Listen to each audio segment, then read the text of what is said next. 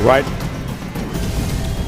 now, ladies and gentlemen, as we get ready for football here this afternoon, the Washington Redskins and the Indianapolis Colts to do battle in this third preseason game, a game of which both of these teams come in at 1-1. The Colts, of course, blew away St. Louis in their opener, came back with a tough loss in the last seconds to Pittsburgh last week. Of course, the story for Washington is much the same. They had a very fine win in their opening ball game and then had a heartbreaking loss last week. So, Jim, there's no question these two teams look like they're very even on paper going into this thing. They really do. I mean, the Colts come in here trying to get a big road win against a good defense. And then the first game at home in the preseason for Washington, they're excited and they want to get going too. Let's go down to the sideline and Jeffrey Gorman. Well, thank you, Don Fisher. As usual, all eyes are on the nation's capital, but this time it's for a different reason. RG3 taking on Andrew Luck. The whole football world wants this showdown. One of the people not buying into the hype is Andrew Luck.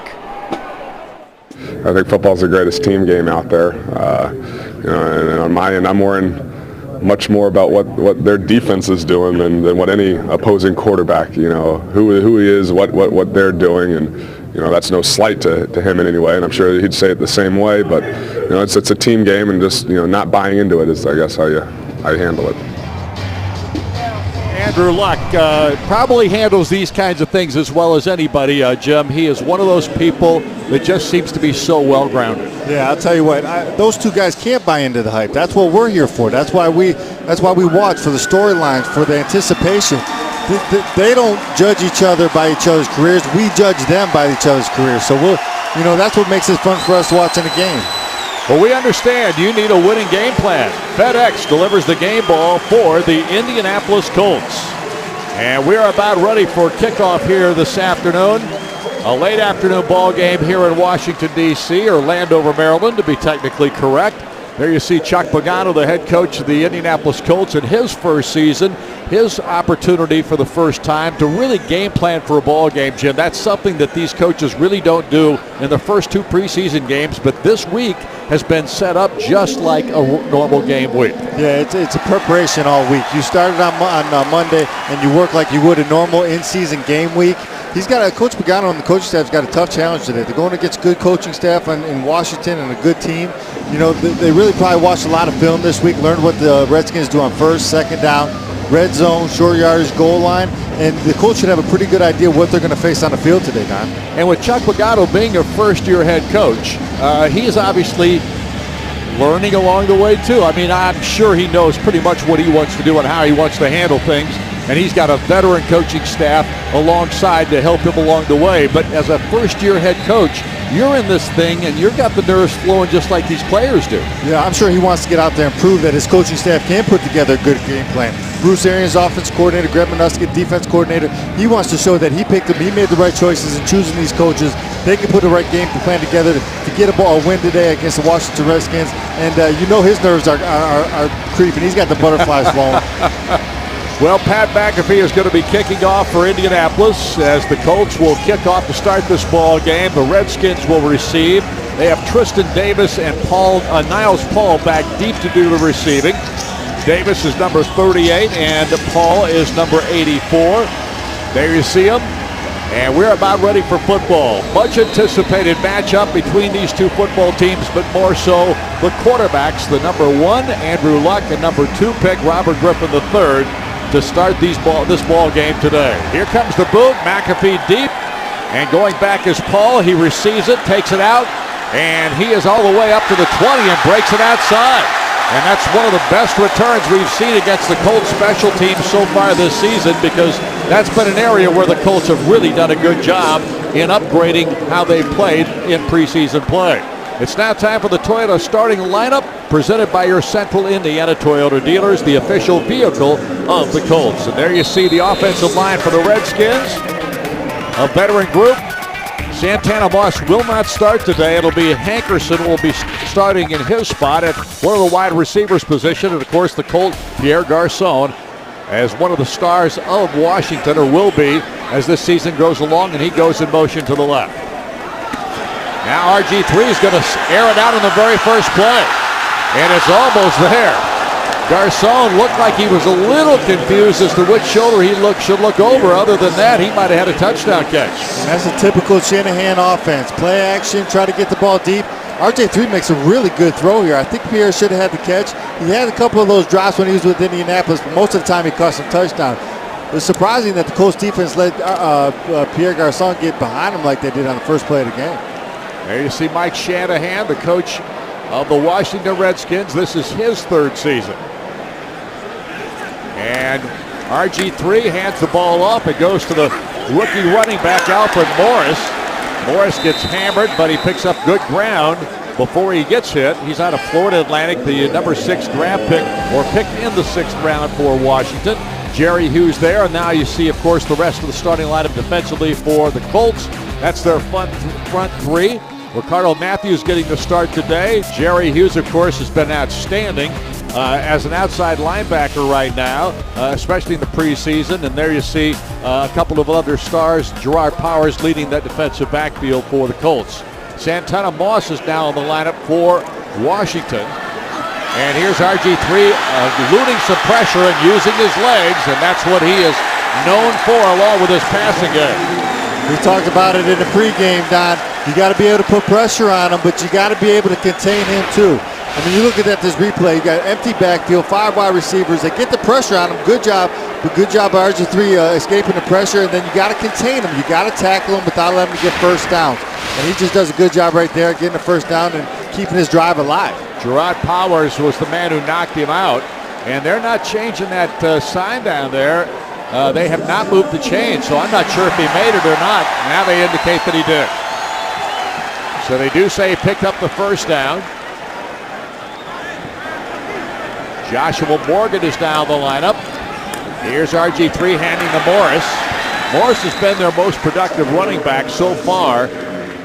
This preseason, he has gotten most of the carries for this Redskins team. They've got a lot of injuries in that running back position. They do. Their starter from last year early, Tim Hightower, gets a torn ACL in week 7 of last year, hasn't been back since. Evan Royster has a sore knee. Roy Halo Jr., the other guy stepped in for Hightower last year, has sore Achilles tendon, so they're on their 4th rookie running back this year. Garcon's back in the lineup now as the wide receiver to the near side of the field. And RG3 looks down the sideline, throws the football. Garcon makes the catch, but he is hit immediately at a good defensive play by the Colts, and DJ Johnson does a nice job there from his corner position. This is kind of what our defense has done this entire preseason. You know, they bend a little bit, give up some runs, give up a few pass plays, but then usually something happens around this area of the field where they take over and they get a turnover, they get a stop, and they get a punt. They're down at short yardage for Washington. Tim Hightower, who's seen no playing time up to this point, or at least no carries, is now in the game, and he's in the game as a, well, here is a hit on RG3 big time. Jarrell Freeman got in there and leveled him just as he released the football. You see it here on replay, Don. Jarrell Freeman gets a free run. There's nobody to pick him up. There's an empty backfield. He's blitzing. RG3 doesn't see it, doesn't make the hot throw in time, and he takes a pretty good shot right there. Did he ever? Freeman with a big-time blitz and a big-time hit. And so it forces a punting situation for the Redskins. And Levon Brazil is back deep to receive this kick from Sav Rocca. And a fair catch called for by Brazil. He pulls it in, and the Indianapolis Colts will have their first possession of the ball game after stopping Washington on their first possession. Back with the plays in a moment.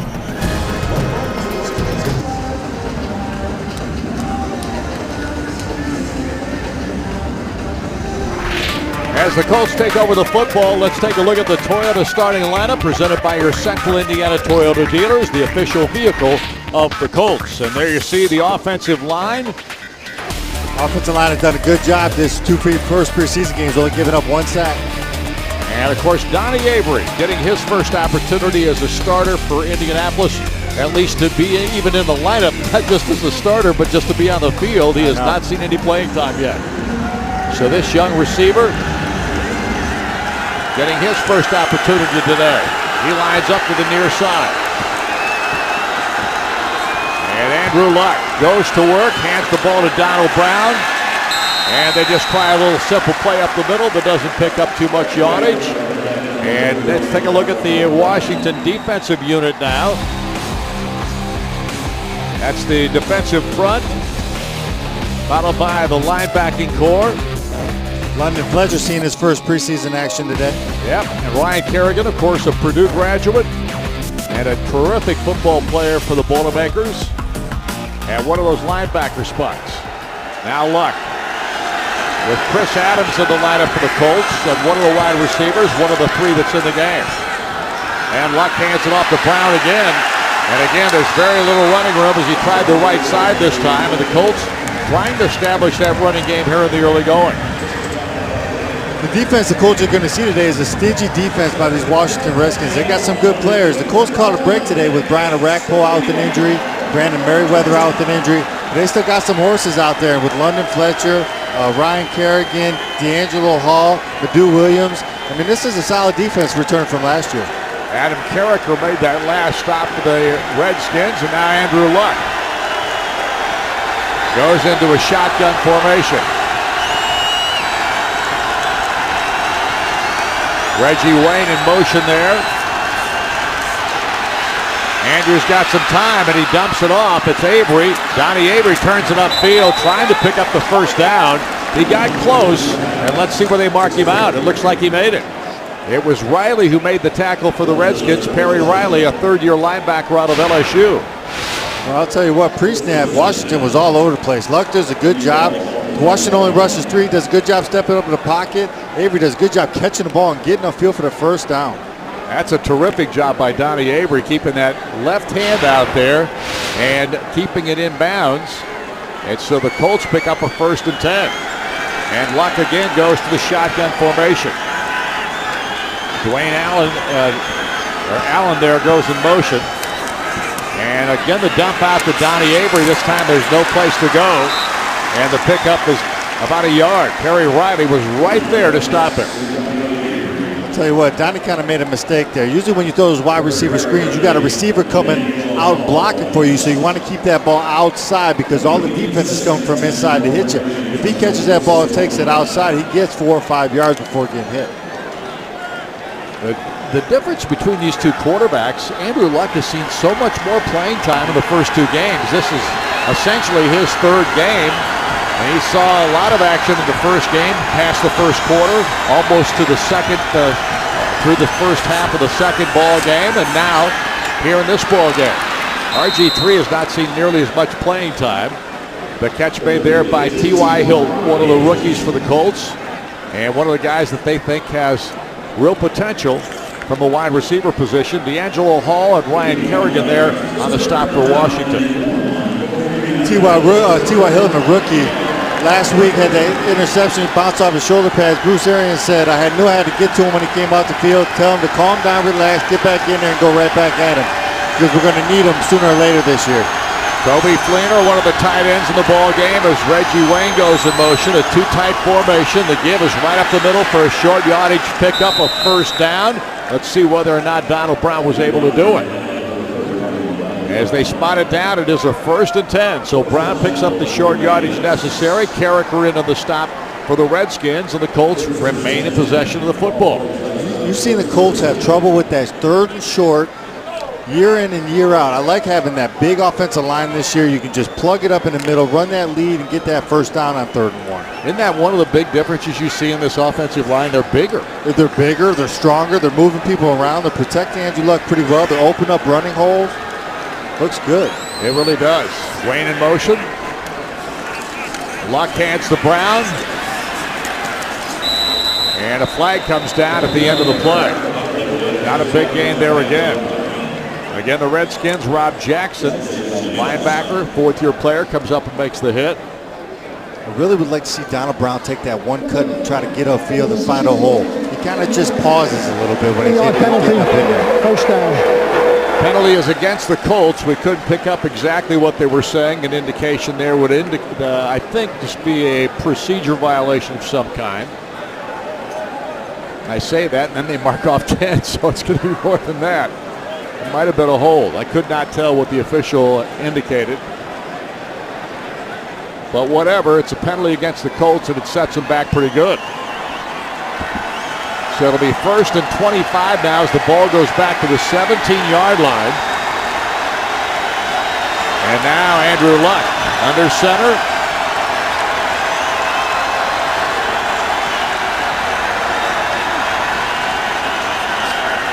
And he's going to go to the air. Avoids the first tackle. Got rid of the football. Allen could not pull it in from his tight end spot. And, of course, the one thing that Andrew Luck is going to do is he's going to throw a throw like that is in jeopardy low to make sure nobody else can catch him. Yeah, he does a good job here, but I almost think he kind of stepped up into trouble. Actually, a pretty good job, but you see he wants to get rid of the ball right there. He steps up and gets into a little bit of trouble. You know, when you step up and your line has got those guys, if you step up too far, they can get a hand on you. Good job of him getting rid of the ball, getting it incomplete so you're not worse off on second down. 2nd and 25. Luck has 4 wide receivers and dumps this one off looking for Kobe Fleener. And this one apparently behind him, and he couldn't pull it in. And so the Colts find themselves in 3rd and really long. Yeah, it just looked like a little wide receiver screen there. I mean, nothing, empty backfield, bring a blitz. Doesn't throw the high route, little wide receiver screen, a little low. Kobe Fleener couldn't hang on to it, but it looked like it would have had some potential if we could have got it going. This is the first game at home for the Redskins in preseason. 3rd down conversions, incidentally, brought to you by Huntington. Welcome to the bank that's passionate about doing the right thing. Huntington, the official bank of the Colts. And here comes Donald Brown sweeping to the near sideline. A very safe play on a 3rd and long scenario like that, as you might expect, and the Colts will settle to punt the ball away. They did not want to give the football and make a mistake and give the football back to the Redskins this deep in their own territory. I'll tell you what, the Colts had a pretty good drive going until that penalty. And, you know, anybody will tell you, penalties and turnovers will kill you in this league. You just can't give second chance opportunities to the defense and the other team's offense. Santana Moss, who's seen very little play time here in the preseason for the Redskins, is back deep to receive Pat McAfee's punt. And he gets off a dandy, sends Moss scrambling backwards all the way to the 16-yard line. And Moss trying to find running room, can't find much. The coverage good for the Colts. And so the Redskins will take over for their second possession as Cassius Vaughn came down and made the stop for the Colts. We'll be back with the Redskins possession in a moment. Freakish type athlete, can make plays with his feet and has a cannon arm, and I think he's going to do well for the Redskins this year and in his future. Gerard Powers talking about RG3 and what he sees in the talent level that this man brings to the National Football League, and there's no question he's got all the tools. He does. He's got a versatile game. He can throw the ball from the pocket. He can get outside the pocket and throw the ball. When he gets outside the pocket, he doesn't have nobody he can run. He's just one of those freak athletes that can really do it all. And he dumps this ball off to the running back, Alfred Morris. And Morris covered very quickly by the Colts, and Jarrell Freeman, who is getting an opportunity because of an injury to Pat Anger to play that linebacker role, and he has really stepped up to the plate. Yeah, he's taking advantage of it. You saw the big hit he had on RG3 earlier in the game. Right here, this screen pass is really set up pretty well. He does a good job of avoiding 2 offensive linemen and making that tackle before there could be more damage done. Morris is the running back. And now the handoff goes to Morris, and Morris carries it to the left side looking for the first down yardage, and he's very close. Alfred Morris, just a 5'10" rookie out of Florida Atlantic, but he's 218 pounds, and he can move. Yeah, real good job by the Colts defense here, though, just kind of stringing it along, and you see the defensive lineman just not giving up, and the linebackers crashing downhill and making that play.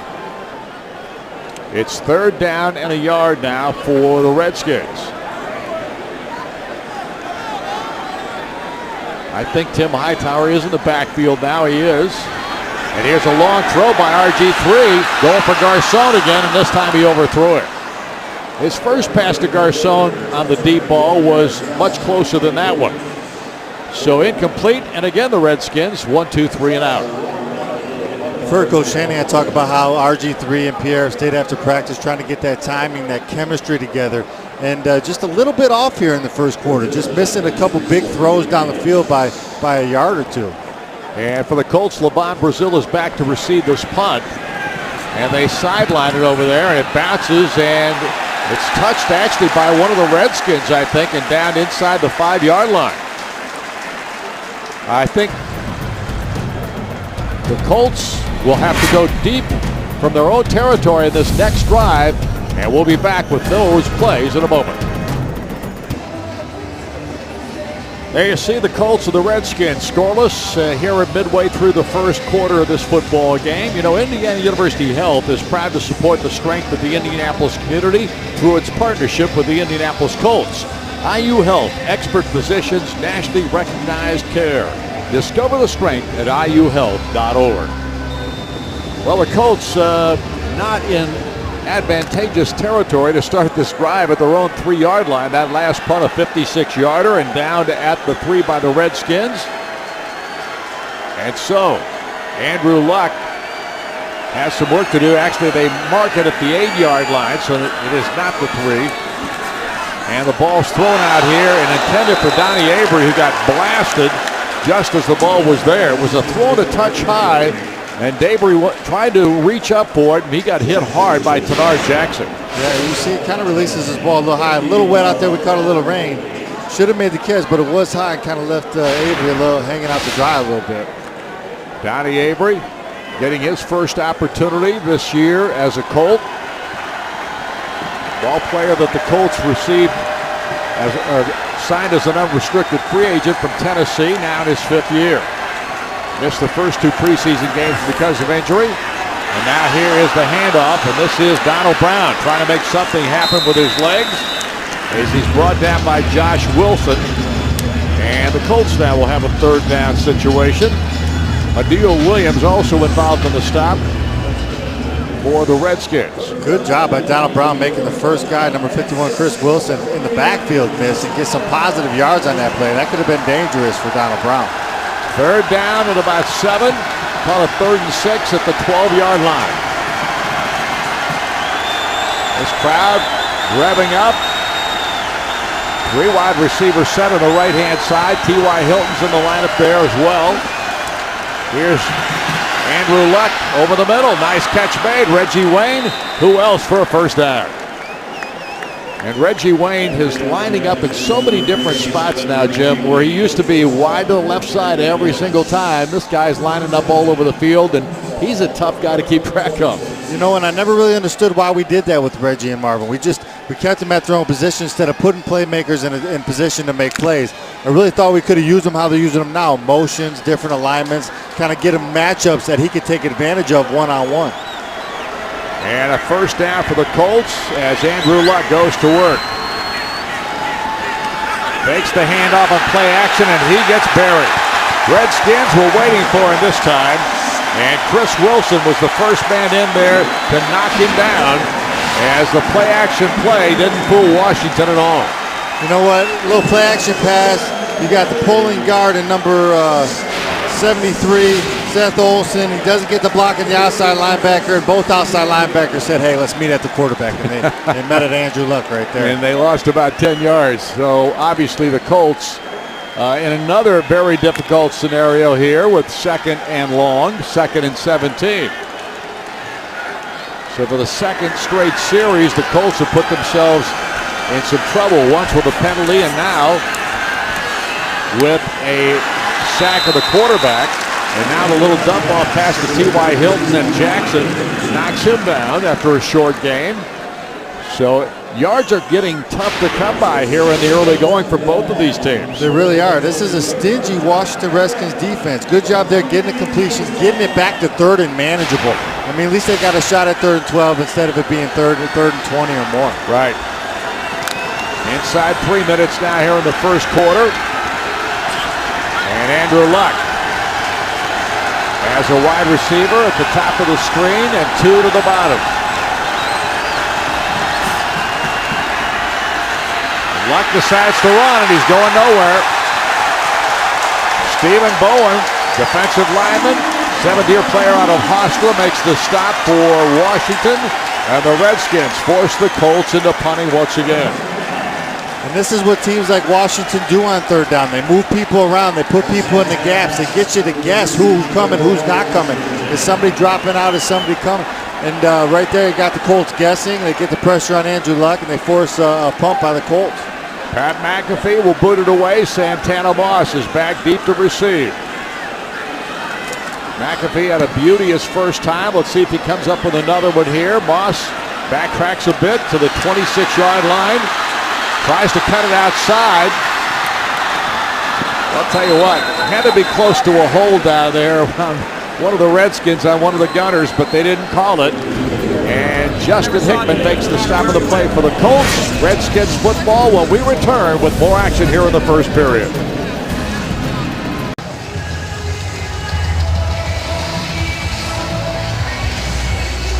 There you see no score here in the first period of play. Well, since we have a moment, since the AFL and NFL combined their drafts in 1967, how many times have quarterbacks been drafted 1-2 in the same year? That'll be our Forum Credit Union question of the game today. We'll give you a few minutes to think about it. That's a good question. Jimmy, do you have it figured out already, you think? No, I know a couple of them. You have Tim Couch and Donovan McNabb. You have Peyton Manning, Ryan Leaf. You have these two. But I believe there was two more sets, so I'm going to say 5. 5 is going to be my answer. I'm not sure if I'm right on that. Here's a pitch back to Alfred Morris from RG3, and Morris finds a little running room on the left-hand side. Not a lot, picks up 2-3 yards. And it is Fili Mawala who comes up with a tackle for the Colts, the fourth-year defensive tackle from USC. I really feel like the Colts defense is doing a good job getting stops. I mean, they've done a good job on the first 2 drives of the game. Washington right now is winning this field position battle, so we got to do something either on offense, a big play on offense, or take over on defense to kind of change that this time around. RG3, Robert Griffin III in the shotgun formation. And he dumps this one out to the fullback out there, and a really nice stop by Chris Cooley. Cooley lines up as an H-back, a fullback, as a tight end, and of course he's listed as a tight end. DJ Johnson on the stop. Yeah, this was a good job by RG3, just taking what the defense gives him. Great job by DJ Johnson coming up, making that tackle, not allowing Chris Cooley to turn upfield and get that first down. Really good job by Johnson, who gets the start today at the corner. Tim Hightower's back in the lineup now with RG3 in the backfield.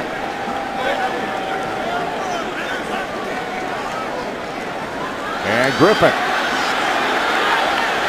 works a little magic with his feet to buy a little time, and the receiver finally opens up, and that was Joshua Morgan.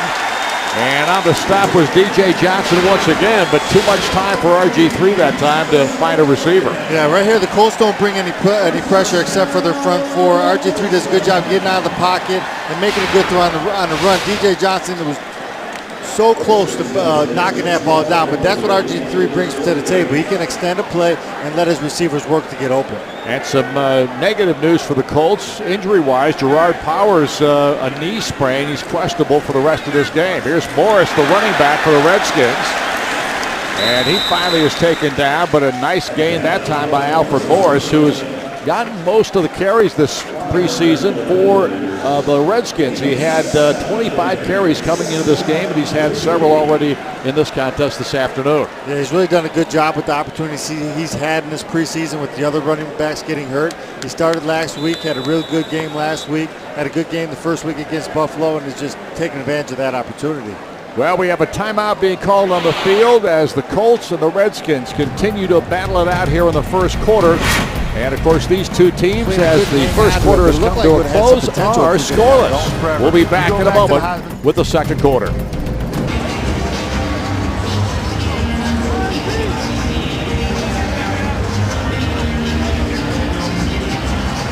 And at the end of one quarter of play, you see the score. It is neither team able to cross the goal line or kick a field goal here in the first period, so the defenses have been the factor thus far.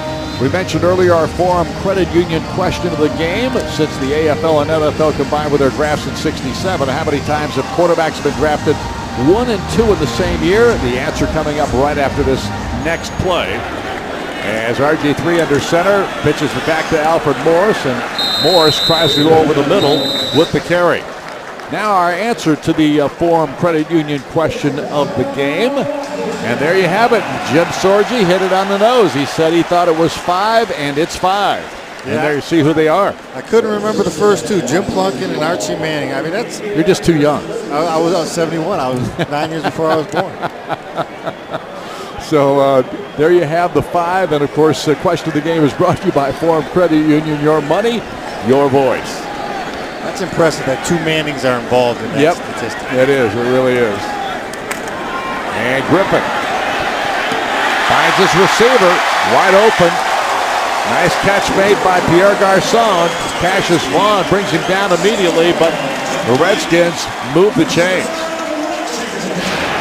And they have the first legitimate threat here in this ballgame. You see the play action pass. Good poise in the pocket. RG3 ends up getting hit on that play. But good job of Pierre finding the hole in the defense, sitting down, making the catch. See, this is where we need the Colts defense to kind of knuckle down and get a stop here. 19-yard gain on that play, and the ball resting now inside the 20 at the 19. Griffin, the third, sends a man in motion. That's Cooley. Hands it to Morris. And Morris finds a hole in the outside, and he gets it to the end zone. Does he get it in? They still haven't signaled, have they? I think they indicated he is out of bounds at about the 3-yard line. Cassius Vaughn chased him, but could not bring him down. They just kind of sealed the end of our defense here and kind of created a nice hole. Good job by Morris staying upright. You see Jerry Hughes in there getting the start because of the Robert Mathis injury. Gets blocked here. He needs to get off that block and make that play. And so the Redskins with a 1st and goal. And this is Morris. And he finds a way to get it in the end zone. This kid looks impressive. He's done a really nice job of running the football out of tiny Florida Atlantic. Morris drafted in the 6th round of this year's draft and making a name for himself here early. And this is really the first time you've seen an offense really make a drive on our defense. The first preseason game they scored 3 points. The second preseason game they scored 14 points. One was on the 2 touchdowns. I'm sorry. Right. One was on the interception, return for a touchdown. The other one was on a wide receiver screen. That was actually the first drive where a team just kind of ran it down the field and stuffed it in the end zone. And so Graham Gano will try the extra point kick here for the Redskins. He knocks it through. And the first score of this football game belongs to the Washington Redskins as they take the lead early in the 2nd quarter. We're back with a kickoff right after these messages. Redskins 7, Colts nothing. As the Redskins draw first blood here early in the 2nd quarter. And Colts fans, be sure to visit the Bud Light Tailgate tent across the street from just north of the stadium for pregame fun and $3 Bud Lights. Make the Bud Light tent your place before the game. I can guarantee you probably won't see any noses like that at that part. The hog noses. The hogs. Well, right now, Indianapolis trying to get their offense started, or will be, as T.Y. Hilton is back deep to receive this kick from Graham Gano.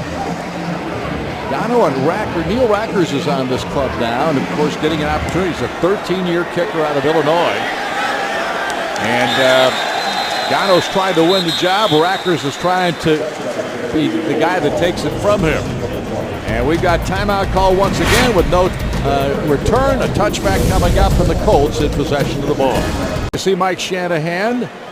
Doesn't look happy, but he's got to be after that last drive by the Washington Redskins. There you see the Citizens Energy Group scoring recap. Drive that just took 3:59 off the clock, 8 plays. Morris 2-yard TD run, but Robert Griffin III looked pretty good in that drive. Yeah, he really did. But no coach ever looks happy. No, they don't. They never have that big grin on their face and let everybody know, hey, I'm satisfied with how my team's playing. Colts have it 1st and 10 of their own 20-yard line.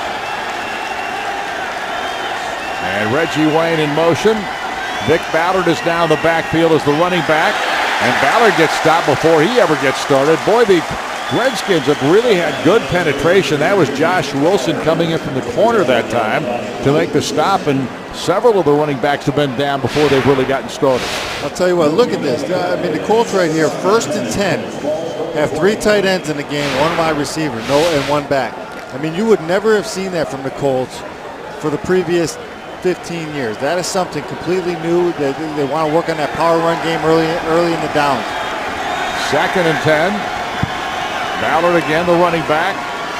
And this is Andrew Luck. And Andrew, nice throw to Reggie Wayne. He'll pick up a first down easily. And that time you saw a little of the Andrew Luck leg action. Yeah, and I'll tell you what, he does a really nice job. I see we go from 3 tight end set to a 4 wide receiver set. They end up bringing some pressure there. Andrew Luck does a nice job. You'll see it here on replay. They bring some pressure. He does a nice job escaping the pocket. You got one-on-one downfield. Reggie Wayne against the safety. There's no way he's going to be able to cover Reggie Wayne. Makes a nice, easy throw and gets this Colts offense moving. 1st and 10 for the Colts. Ball at the 41-yard line. Flag comes out. Here's a throw to Reggie. And this ball's knocked down. Nice defensive play there once again by Josh Wilson, the corner, 60-year player out of Maryland. But the flag may have negated. I think it was offside. On the defense, number 91, 5-yard penalty, first down. I'll tell you what, this is actually a really good job. I mean, Andrew Luck, he draws the defense off with a hard count. He knows he's got the 5-yard penalty. He takes a shot to Reggie Wayne down the field. Right there, I would like to see him make a back shoulder throw maybe, or put it out there for let Reggie go get it. But, you know, besides the throw, great job, under the center. Ryan Kerrigan was the man guilty of the offsides for Washington that helps Indianapolis with a first down 5. And here is Vic Ballard. And Ballard, who has been pretty impressive as young running back for the Colts here in preseason, unable to pick up the first down, picks up about 3 on the play as London Fletcher makes the stop. Well, you know, now's your chance to get single-game Colts tickets for selected home games. Go to Colts.com for more information. Saw Chuck Pagano there for a moment. First-year Colts head coach. There's that 3 tight end set again. Yep. 2nd down. Let's see if they play action off of it. Well, they're going to throw off of it, that's for sure. And Reggie almost pulled that one in. It was thrown just a tad behind him, and he couldn't quite reach out enough and pull it in there easily. You had a feeling right there on 2nd down and short, or 5, that they were going to kind of take a shot there. They're going to throw the ball, try to pick up the first down because they know they got 3rd down to come back and pick it up. 3rd down conversions are brought to you by Huntington. Welcome to the bank that's passionate about doing the right thing. Huntington, the official bank of the Colts. 3rd down, short yardage. Ballard alongside Luck in the backfield.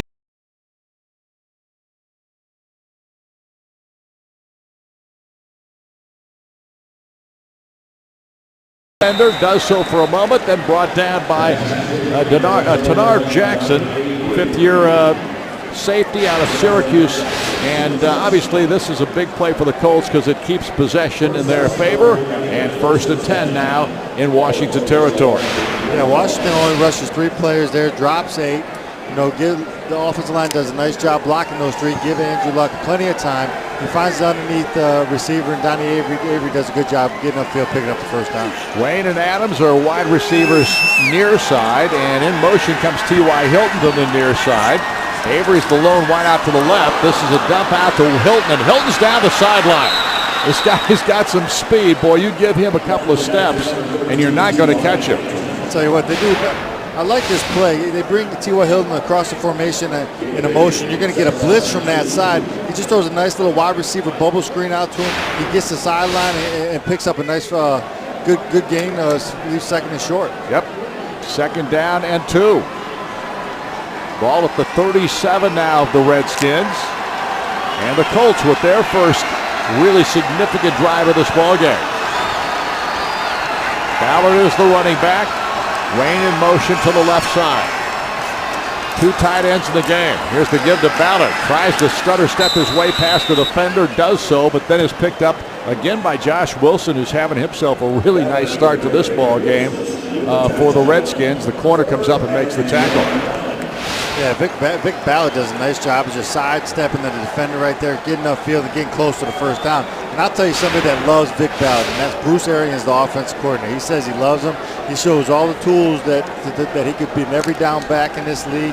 He runs hard. He pass protects well. He's got a fan. Vic Ballard's got a fan in his offensive coordinator. 3rd down and inches for Indianapolis. Andrew Luck is going to quarterback sneak. And I think he's got it. One of the advantages of being 6'4", 235, Don. And he had somebody come up from behind and help him along the way.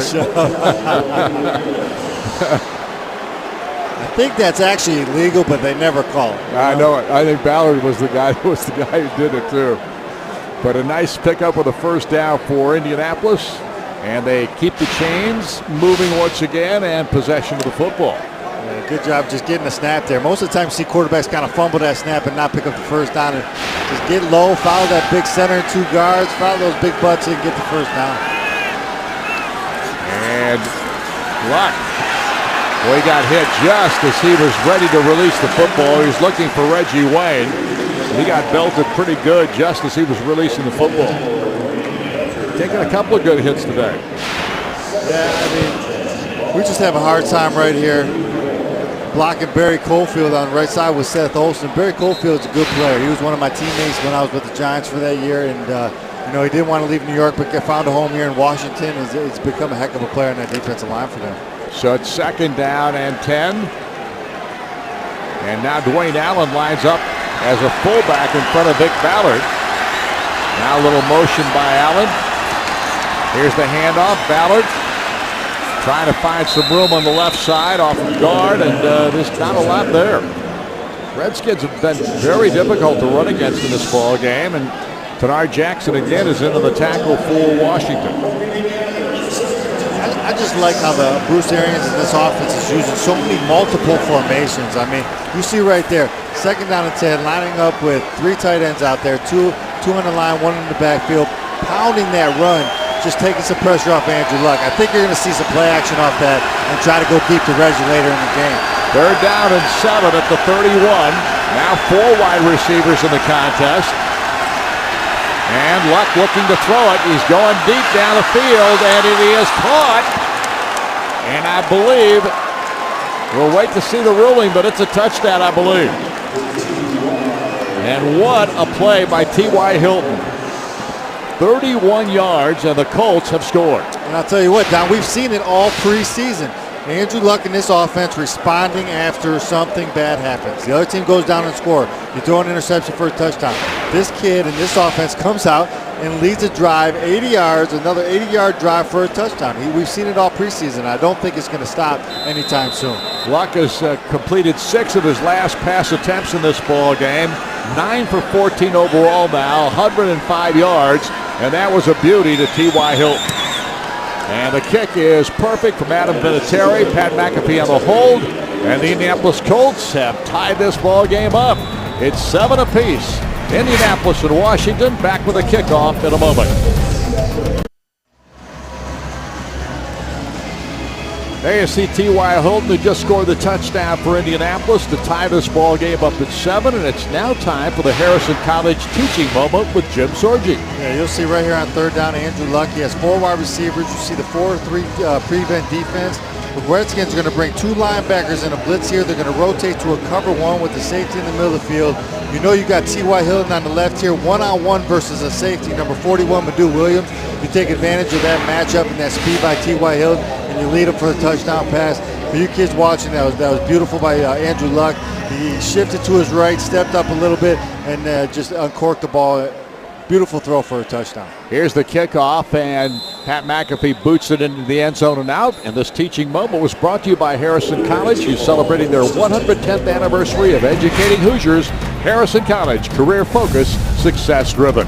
Redskins possession when we come back. And over Maryland, and there you see the Colts talking things over after their last score.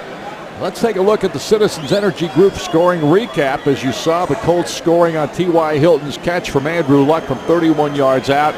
And that drive took 5 minutes and 37 seconds off the clock. A very impressive drive by Andrew Luck. Yeah, great way to answer the touchdown by the Redskins. I don't know what it is about Andrew Luck in this offense, but they love 10, 11 plays and 80 yards. Every time they have 80 yards, they do it in 10, 11 plays.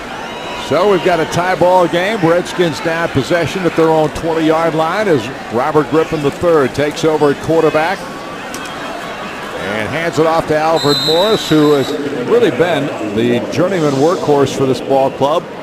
The rookie running back out of Florida Atlantic, Ricardo Matthews, comes up and makes the tackle on the play. And after a gain of 4, it'll be 2nd and 6. You really want to see the Colts defense stiffen here. You want to see them get the ball back quickly, not allow them to get a first down and get a drive going. Get our offense the ball back because our offense is hot, so we can drive down the field and get another score. Morris has 9 carries for 50 yards in this ball game. And here's a throw out to Pierre Garçon. And Garçon broke the tackle, but then he stepped out of bounds.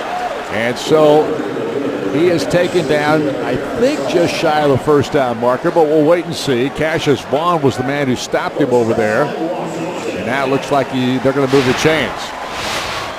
Pierre seems to be RG3's go-to guy. You know, you hear him talk about him. You know, he likes his size, he likes his strength, he likes his speed, he likes how he can get down the field and make plays. You see him give him a couple shots downfield to go make a play for him. And I think this tandem is going to be together for a very long time. And now RG3 back to throw. And looking deep. Airs it out. And it's incomplete. He was going for Hankerson. Leonard Hankerson, a second-year wideout from Miami. DJ Johnson had the coverage on the play. And that's the 3rd time he's gone that deep downfield, none of them of which have been a completion to this point. I'll tell you what, but it loosens the defense up. You see the blitz by the Colts, picked up by the Redskins, and he just uncorks it downfield. You see a double move there by number 85. Hankerson. Yep. You know, DJ Johnson does a good job staying with him, but, I mean, RG3, he threw that ball at least 70 yards in the air. I mean, this kid has a strong arm. Now we've got 2nd and 10. And a little dump-off pass there, this time caught by Fred Davis, the tight end, and brought down by Jarrell Freeman for the Colts. And we got an injured Colt on the field. Told you by Gerard Powers earlier, looked like he had a strained, I think they said a strained, I'm not even sure, I gotta remember, I gotta look that, I don't want to talk about something that's not factual. They gave me a note on it earlier, and I think I threw it away. But Gerard Powers was questionable about coming back with a strain. I think it was a strained knee, but you know what? That doesn't hurt you. As long as he's healthy for the opening, regular season opener, that's fine. It'll give these young guys, DJ Johnson, Cassius Vaughn, a time to get out there and play and get that in-game reps with the number 1s against number 1s. Right. Knee sprain was what they said Gerard Powers' issue was. There's the replay on the hit. Now it just looks like Brandon McKinney kind of just steps wrong. Normally when you do that, it's a knee and it's not a good sign. Let's hope he's healthy. It's just a sprain. He can come back. And signed from the Baltimore Ravens, an unrestricted free agent.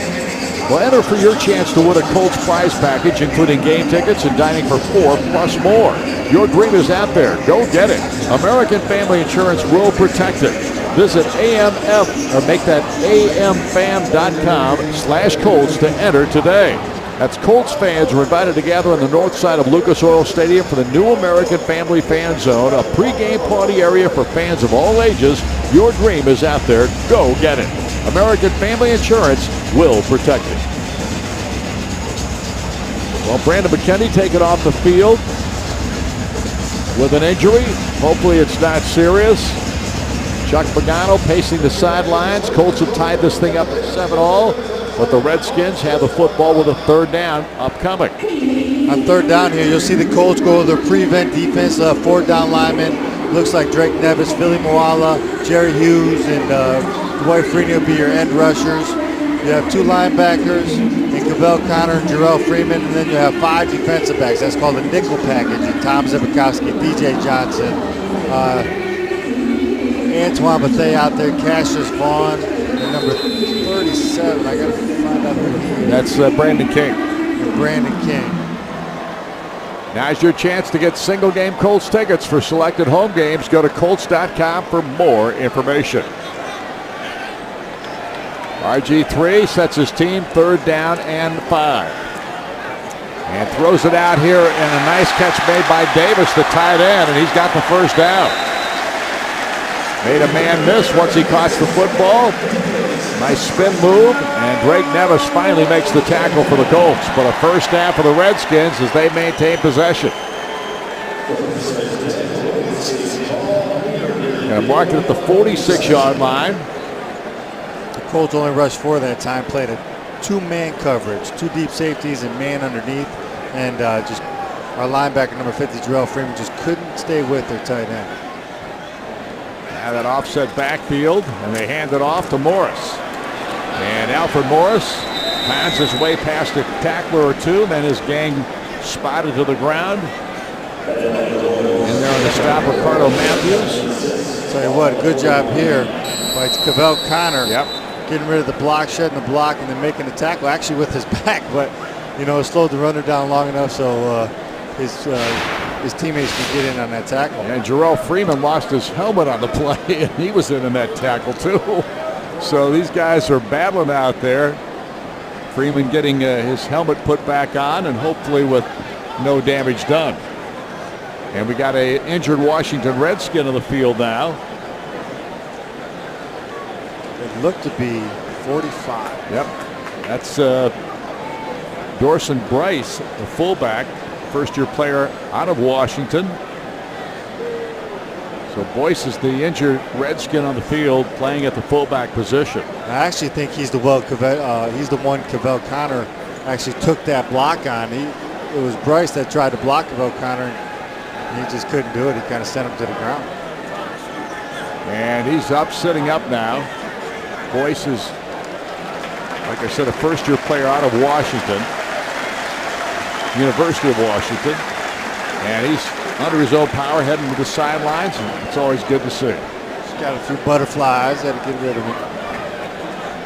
That happens every once in a while. You see the bright lights.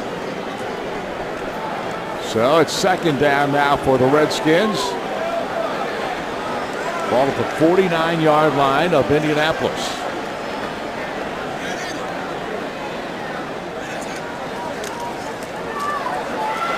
And this is Morris. Wow. Just continues to impress. He's done a really nice job all preseason for the Redskins. This is a good job of sealing the end by the Washington Redskins. I thought you might have had a holder right there on Trent Williams, number 71 of the Washington Redskins, on one of our linebackers. Kind of opened up that hole for Morris. Gave him enough room to get the first down and some. Jerry Hughes finally made the stop on the play, but not before a big first down and great field position for the Redskins. Here's Morris again. And this time he's dropped for a gain of 3 maybe. Cavell Connor into the tackle. I really like the play of Jarrell Freeman and Cavell Connor this game. They seem to just be, wreaking havoc in that backfield. Done a nice job. Both these guys taking advantage of opportunities here in the preseason. And Greg Minuski did say, the defense coordinator for the Colts, that he will open it up this week. So I'm anxious to see what that means. RG3 rolls to his right, throws it back, and this time taken down as Hankerson, as Cassius Vaughn wasn't fooled on that play. He did a nice job of staying at home. Yeah, good open field tackle right there by Cassius Vaughn, not letting Wilkerson get the first down. So it'll be third down now at about 2. I'm sorry, Hankerson, not letting Hankerson get the And Indianapolis trying to hold Washington in this situation to a field goal opportunity. You have so many things you can do right here if you're Washington. You can run the ball, you can throw the ball, you can roll them out with the quarterback. They're going to run it, and Hightower's the man with the football. And he's got a first down and gets it all the way down to the 4-yard line before he's knocked to the ground on a really nice run by Tim Hightower. Jerry Hughes again on the tackle, but not until Washington puts themselves into great position. You see Drake Nevis almost making that tackle in the backfield. You got a missed tackle on the outside, but it's good to see Tim Hightower in there. I mean, he's a top pass protector in the backfield for these Washington Redskins. 5th-year guy, tore his ACL last year. Good to see him back. 2-minute warning here in the first half of this game with the score tied, but the Redskins threatening. Back in a moment. Redskins cheerleaders, 7-7 tie in this ball game with the Redskins threatening. Is your fantasy football legit? Sign up for the official NFL Fantasy Football League only on NFL.com with free live scoring and instant video highlights. Go legit. Sign up for free at NFL.com/fantasy.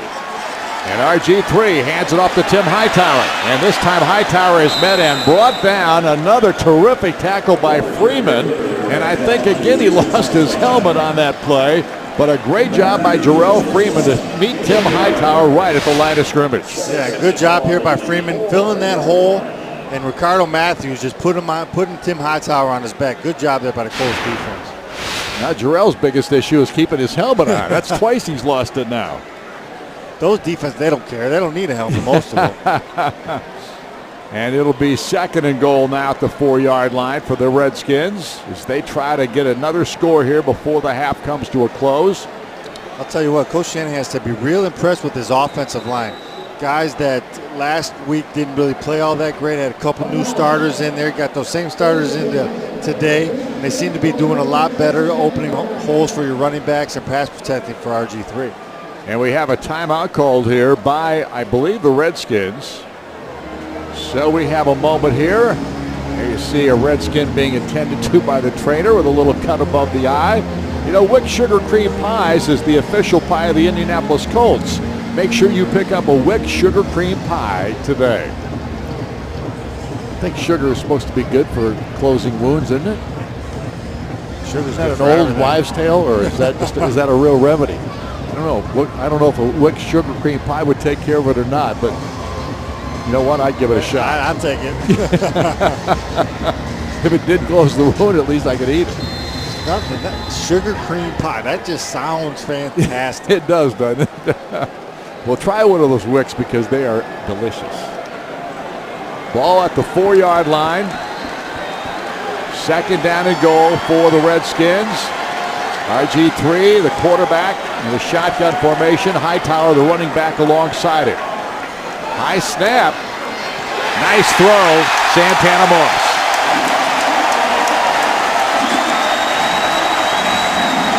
Moss, the 12th receiver, with the big catch as RG3 found him beautifully. Yeah, on a little rollout. Yeah, great play design there by Kyle Shanahan, offensive coordinator for the Redskins. Just a little half rollout by RG3. You get him on the perimeter. The Colts actually brought pressure, so it left all the receivers one-on-one.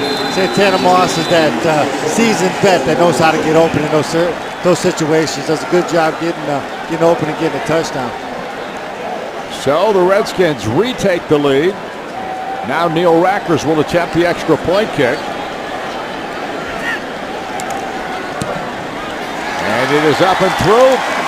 And Washington has retaken the lead with 1 minute and 9 seconds to go in the half. Yeah, you'll see the blitz off the slot receiver right there. Antoine tries to cover him inside out, which leaves all that open space to the outside. He just runs a 2-3 yard out route. RG3 does a good job putting it on the outside shoulder, getting in that pylon for a touchdown. So a nice job there by the Redskins to take the lead back. Let's take a look at the Citizens Energy Group scoring recap. There you see it.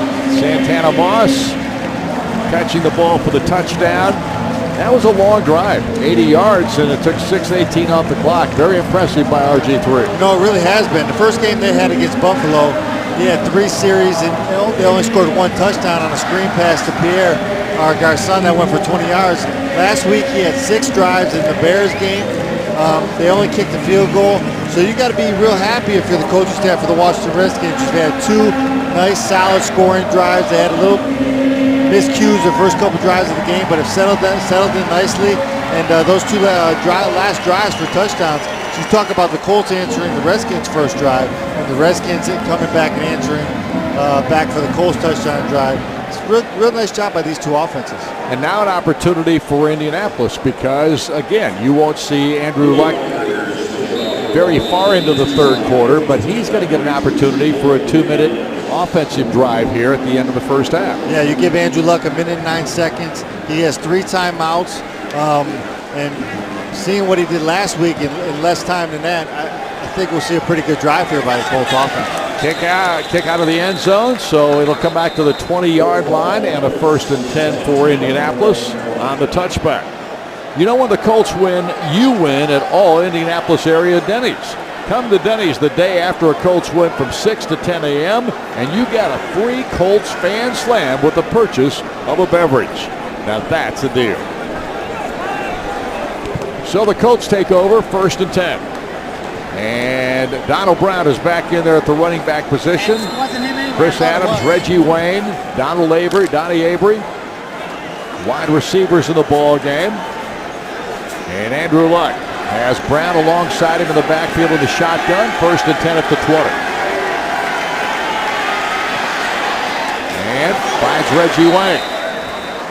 Yeah, this is one thing that the Bruce Arians offense does. They don't run the same formation every offensive play in the 2-minute like we used to do under Tom Moore and Clyde Christensen under head coach Jim Caldwell. They'll line up in different spots.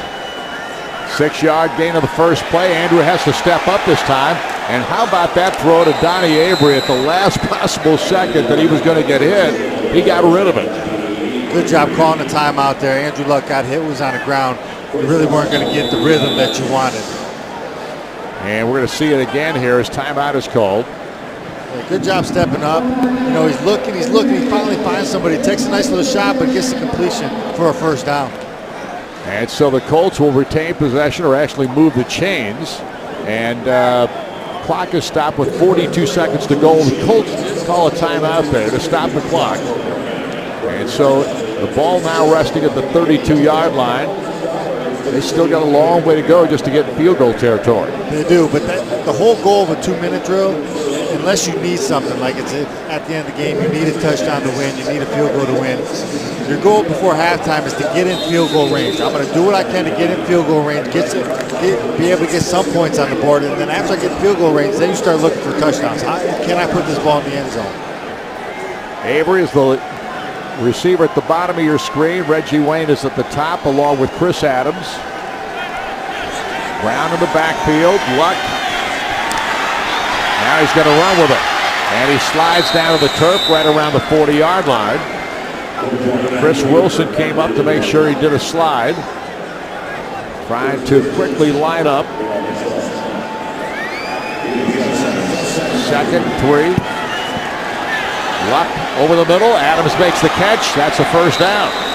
I'll tell you what, that was all Reggie Wayne. Reggie Wayne draws so much attention from a defense. You'll see him hook up right there on a little 5-yard hook, and then Chris Adams coming in behind him. You'll see it right here on replay. You know, you see mostly Andrew Luck. He's going to do a good job just sitting there. You see Reggie Wayne draws so much attention, and Kobe Fleener, that Chris Adams is able to run like 14, 16-yard in route behind him and is wide open for a good first down and close to field goal range. Yeah, they got it down to the 42, 43-yard line now of Washington. And 16 seconds remain in the half. They still got one timeout left. So a throw to the sideline perhaps to stop the clock without using that timeout. We'll see. Probably need to get down, what, 35-yard line or so. I saw Vinatieri in pregame warm-ups. He was kicking around a 55, 56-yarder. So that would put him, you know, roughly at like the 41, 40. Here's a throw to the sideline. T.Y. Hilton looked like the intended receiver, but that ball was way wide. Hilton looked like he turned down toward the end zone, and I think Andrew Luck was expecting him to turn back the other way. He turned toward the sidelines on that one. So the incomplete pass stops the clock. 12 seconds left. They still have one timeout left. Vinatieri did kick a 53-yarder before halftime last week against Pittsburgh. So if they can get him 4, 5, 6 more yards, he can take a shot at it. Ball's at the 43 right now.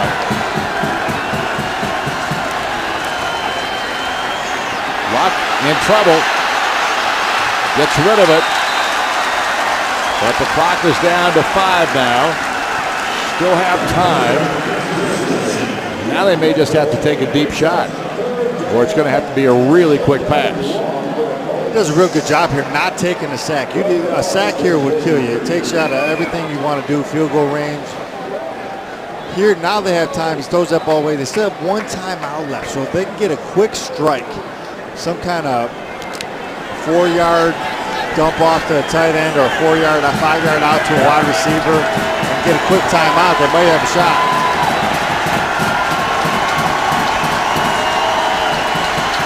And Luck looks. He's going deep. Going to the end zone. And Adams jumps up there, had his hands on it for a second. It got knocked away at the very end. Reggie Wayne was also there. A pretty good play by Washington, but well, what a shot that was. And I'm telling you, Chris Adams had a crack at it, I think. I think he had it for a second. He did. Reggie Wayne's still down. That worries me. All right, let's fly down to the field with Jeffrey Goldman and Coach Pagano. Coach Pagano, late score by Washington. Pretty even game. What's your message to your team at the half? Well, we can't shoot ourselves in the foot offensively. You know, in that first quarter, you know, we get it off the 10-yard line. We get a couple first downs, and we get a questionable call, but we get a chop block. You know, we kill ourselves. Then we're taking too many sacks. We got to protect the quarterback, and then defensively, we got to set the edges and get this run game calmed down. Coach, how long do you see your starters playing in the second half? We'll bring them out and start the second half and get at least a good series out of them. Best of luck in the second half, Coach. That was head coach Chuck Pagano talking about the first half here at FedEx Field. His Colts are down 14-7. We've got a short halftime. We're coming back with a whole lot more Colts action. The rain has held off. Thank goodness the rain has held off. And we're coming back with more Colts football. We'll have GM Ryan Grigson will be joining us, and you'll hear from the GM and what to look for. Half of this football game, and Colts win, you win. Get 50% off your regular menu price online order the day after the Colts victory. Log on to papajohns.com and enter promo code COLTS50. Papa John's, proud sponsor of Indianapolis Colts football. And a great deal if you're a Colts fan back home. I'll tell you what, we talked about those two quarterbacks in the first half. Andrew Luck, 12 of 20, 136 yards and a touchdown. Robert Griffin, 10 of 14, 73 yards and a touchdown. We talked about Griffin's slow start, but he hit 8 of his last 9 passes. So both quarterbacks kind of getting in the groove here. Let's hope Andrew Luck can take this opening kickoff in the second half and drive it down the field. Colts have T.Y. Hilton in the end zone to receive this kick. Graham Gano with the boot. And T.Y. Hilton's going to run it out. Hilton, nice move there to get loose for a second. Barely gets it across the 20, however. And here comes Andrew Luck onto the field to start the second half of this ball game. This might be the only series we see Luck in the third quarter. We'll see about that. Kind of depends, I think, how quickly, or if they have a long drive or whatever they do. I think it's coaches' decisions, kind of what they see out there and what they like and what they feel they still have to accomplish. Yeah, I mean, I suspect they've seen enough out of Andrew Luck's arm tonight. I think that, you know, this drive is going to be more trying to get some rushing yards, get Donald Brown going, maybe see Vic Ballard in there. Just kind of get these guys kind of, you know, into the game a little bit. Only 25 rushing yards in the first half is just not going to get it done. Only 2 penalties in this football game, 1 in each ball club. So it's been cleanly played. I found out it was a chop block on the Colts earlier. Yeah, that's what we couldn't hear the official announce what the penalty was. That's why it was as big as it was as well. Now Luck. Little play action. Nice throw to Donnie Avery. He makes the catch at the 30, and the Colts very close to another first down. Josh Wilson had the coverage for the Redskins. That was a nice pitch from Andrew Luck. Good play action here, you know. Steps up nicely, makes a nice throw to Donnie Avery. Good throw. Good catch by Avery, and man-to-man coverage with the cornerback right on his back. Reggie Wayne got shaken up at the end of the first half in that last play, but he's back out there, so it wasn't anything significant, which is really good news. All you Colt fans can start breathing again. There's Donald Brown, and he's got no place to go.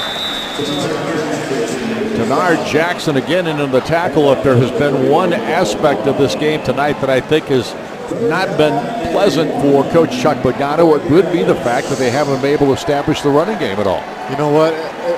And the offensive line has given up too much pressure on Andrew Luck. He's moved around back there a lot. He's gotten sacked a couple times.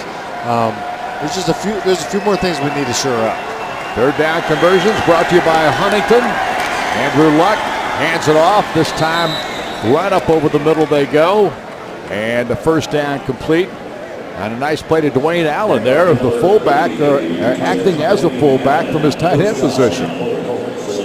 So a nice little run by Dwayne Allen for the first down. Welcome to the bank that's passionate about doing the right thing. Huntington, the official bank of the Colts. And, of course, they bring us our third down conversions. Now Donnie Avery and Reggie Wayne are both split to the far side of the field with Chris Adams split to the near side. Brown, the running back, behind. Andrew Luck under center.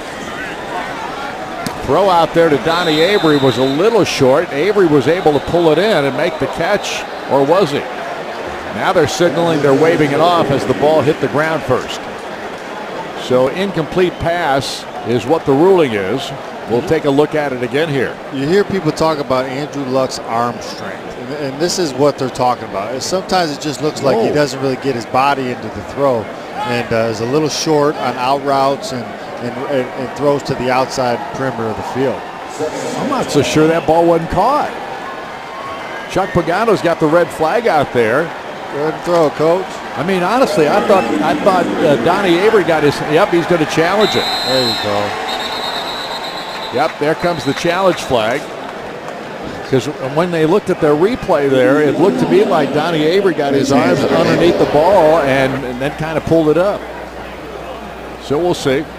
Chuck Pagano got the same information from his coaching staff upstairs, I think. Andrew Luck's trying to snap that ball so the play clock didn't run out on him. And the other aspect of it is Chuck Pagano's got to start working on that red flag throw. You got to be like some coaches, try to throw it to midfield so they can see it. That was just kind of that softball toss out there, which is, there's nothing wrong with that. If challenging the ruling on the field of a catch. So we'll see what happens. First time we've had that opportunity, I think, in our two preseason games, and I'm not sure I saw one against Pittsburgh either. I think the Colts game at Pittsburgh, I don't think had a challenge flag in it. I think that's the first time Coach Pagano. That's a first for him. He's got to be excited. Yeah. He got the challenge flag. Got to do something else he hadn't done before. Now the official will get under the tent over there, and we'll see what happens. There's a lot being said about these officials, replacement officials, going into the regular season. Some people think it's just going to be complete chaos if they get to the regular season without the regular officials out there. But to tell you the truth, tonight, you hear Coach Pagano going into halftime talking about the questionable chop block call. You hear the referee right there say charging instead of challenging. I mean, obviously not big things, but just little things you notice about these officials. But in the two games I've done with you, the one against St. Louis and this one here, I thought the officials have done a decent job. I mean, we haven't noticed them as much as other games. Take another look at this pass and whether or not Avery got his hands down. He did. He got his hands underneath the ball. Now, whether the ball touched the ground after he got his hands underneath it, I don't know. Because you really couldn't tell that, but I can honestly say he got his arms underneath the ball. Then you get in that gray area. Is there evidence enough to overturn it, to confirm it was a catch? Or is it just too muddy that you just got to leave it as it is? Hopefully they overturn it. It'll give the Colts a nice little 5-6 yard game. We'll get third and manageable. You see Andrew Luck wondering what the call will be. Look at him pumping up his teammates. I like that. Talk to him, Andrew. Get him going. This young man has all the intangibles. He's special. There's just no question about it. As RG3 is too. There's no doubt they believe that he is the guy for the future here in Washington. They talk about these two quarterbacks. Not only their skill set is phenomenal, so many talented things about these guys, so little flaws coming into the NFL. But the one thing that people say about them is just outstanding people. Just guys quality guys you want on your team, good teammates, and I guess that's just a perk to being able to do what they do on the field and to be good people. It just shows you that the stars of this league, can be down-to-earth guys and role models for the kids today. Now, question for you, Jim, because you're a former quarterback, obviously a very smart guy. A quarterback like Andrew Luck coming into this league, realistically, you can't be ready for everything, but he seems to be ready for most things. When people say he was the most quarterback ready with the least amount of flaws coming out of college ever, and that includes Peyton Manning, I completely agree with him. I think he's got the total package. He's got the feet to get out of trouble if he needs to. He's got the arm to make every throw in the league. He might not have the strongest arm, but he just has all the intangibles, and he's a great person. Here we go. The ball hit the receiver's hands and pulled it into his body. It will now be second down and 4 on the 39-yard line on the left hash. Please reset the clock to 13:08, and the clock will start on my whistle. Good challenge for the Colts. Good call by you. I didn't see it. I'm not going to lie. And you said, hey, I think he caught that ball. Yeah, I thought he got his arms underneath it, so Coach Pagano got that same feeling and threw the challenge flag. Colts come up, second down, now and 4. Win your first challenge. It's got to feel good. That's right. He won his first game. He wins his first challenge. He's feeling good about it all right now. Donald Brown, the running back. Avery is the receiver at the top of your screen. And Donald Brown getting the call, but no place to go again. Another nice job by the Washington defense. This time, Dejon Gomes, second-year player out of Nebraska, with the stop on it. And it's going to bring up third down now at about 7, it looks like. Yeah, I'll tell you what, we had a receiver in there. I think it was Reggie who kind of came in, looked like he was going to block that safety and just went upfield. And, that safety, Dejon Gomes, ends up making a tackle right there. So I don't know if it was a misassignment by Reggie or, what happened there. If he thought maybe it was a play-action pass or what. Third and long for Indianapolis. Brown is the running back alongside Luck in the shotgun. And the throw to the sideline was for Donald Brown, but it was thrown high, and Andrew Luck again hit the deck. Didn't get a lot of time to get rid of that one, so it's fourth down. The Colts will be forced to punt it away, and it was Ryan Kerrigan who put the pressure on. Yeah, you'll see here the Washington Redskins ends up bringing a cross blitz where they take 2 linebackers and cross them in the middle. London Fletcher, who's the bell cow of this defense, seeing his first preseason action, gets a shot on Andrew Luck. And you don't know if that was a misassignment by the offensive line, but you do not want your starting quarterback to take shots like that. Brandon Banks is back deep to receive the punt here by Pat McAfee. He pulls it in backwards and then heads to the sideline and takes it out of bounds. Pressure came. The Colts forced him out. And a decent return. Actually, it was Banks, as we said. LeVon Brazil was the man who forced him out. We'll be back in a moment. It's leading the Colts and the Redskins taking over the football. Let's take a look at the Taco Bell crunch of the game. And here it is. And this was a big hit. Boom. Jarrell Freeman, untouched on a linebacker blitz, just lays into RG3. And I'm sure RG3 is going to feel that one in the morning. And Jerome Freeman's had himself a good ball game tonight again. And this young man is making a name for himself and for his university, Mary Hardin Baylor. Very few people probably ever heard of Mary Hardin Baylor. It's down near Waco, Texas, where Baylor is located. Tell you what, that's the job. That's your job. When you get an opportunity, make it hard on the coaches when the guy comes back from an injury. Who are you going to play? I played well. Play me, Here's RG3 going to the air. This time he threw it behind Pierre Garçon, and he could not pull it in. Incomplete, 2nd and 10. RG hasn't missed on too many throws tonight, though. He's been very impressive. No, like we talked about, he had 8 of his last 9, and so that's 8 of his last 10 right there. But he missed that one badly. He threw it way behind Pierre there. The only other throws he's missed badly on tonight were the long ones. Yeah, the really deep ones. balls. Now it's 2nd and 10. And this is, again, Morris. This guy has just been phenomenal. What a run by the rookie running back. Alfred Morris continues to impress. And he has had big numbers tonight for this running game. At this juncture, that was a 23-yard carry. That's 13 carries tonight for 100 yards for Morris. Yeah, great cut there by Morris. Freeney kind of overruns the play, so you got to put that one on Freeney. He's supposed to be there to get that cutback, but good cutback. Morris in the first half, 12 carries, 77 yards and a touchdown. 23 there gives them over 100. And the ball on the 43-yard line now, the Redskins.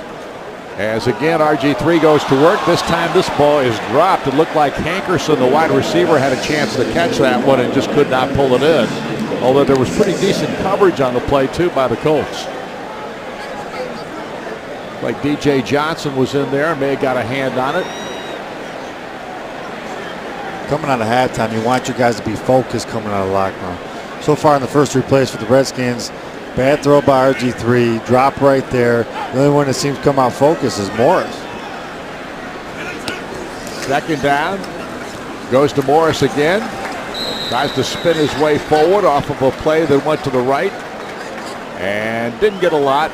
Picks up 3 or 4. See, but I'll tell you right now, Alfred Morris is showcasing his talents is what he's doing. They got so many running backs on this team. Tim Hightower, Roy Halou Jr., Evan Royster, that even though this kid's had a phenomenal preseason, if he does get cut, he's shown the rest of the league, the rest of the 31 teams in the NFL, I can play this game and somebody will pick him up and use him in their offensive scheme. RG3 sets his team as Hightower is the running back, and he gets the call out of the backfield and gets shoved out of bounds. I think he stepped out maybe a little sooner than it looked initially. The official was right there on top of it and marks him out a little bit earlier than even he anticipated. Bethea was the man who forced him out for the Colts. Antoine does a nice job there. Yeah, good job.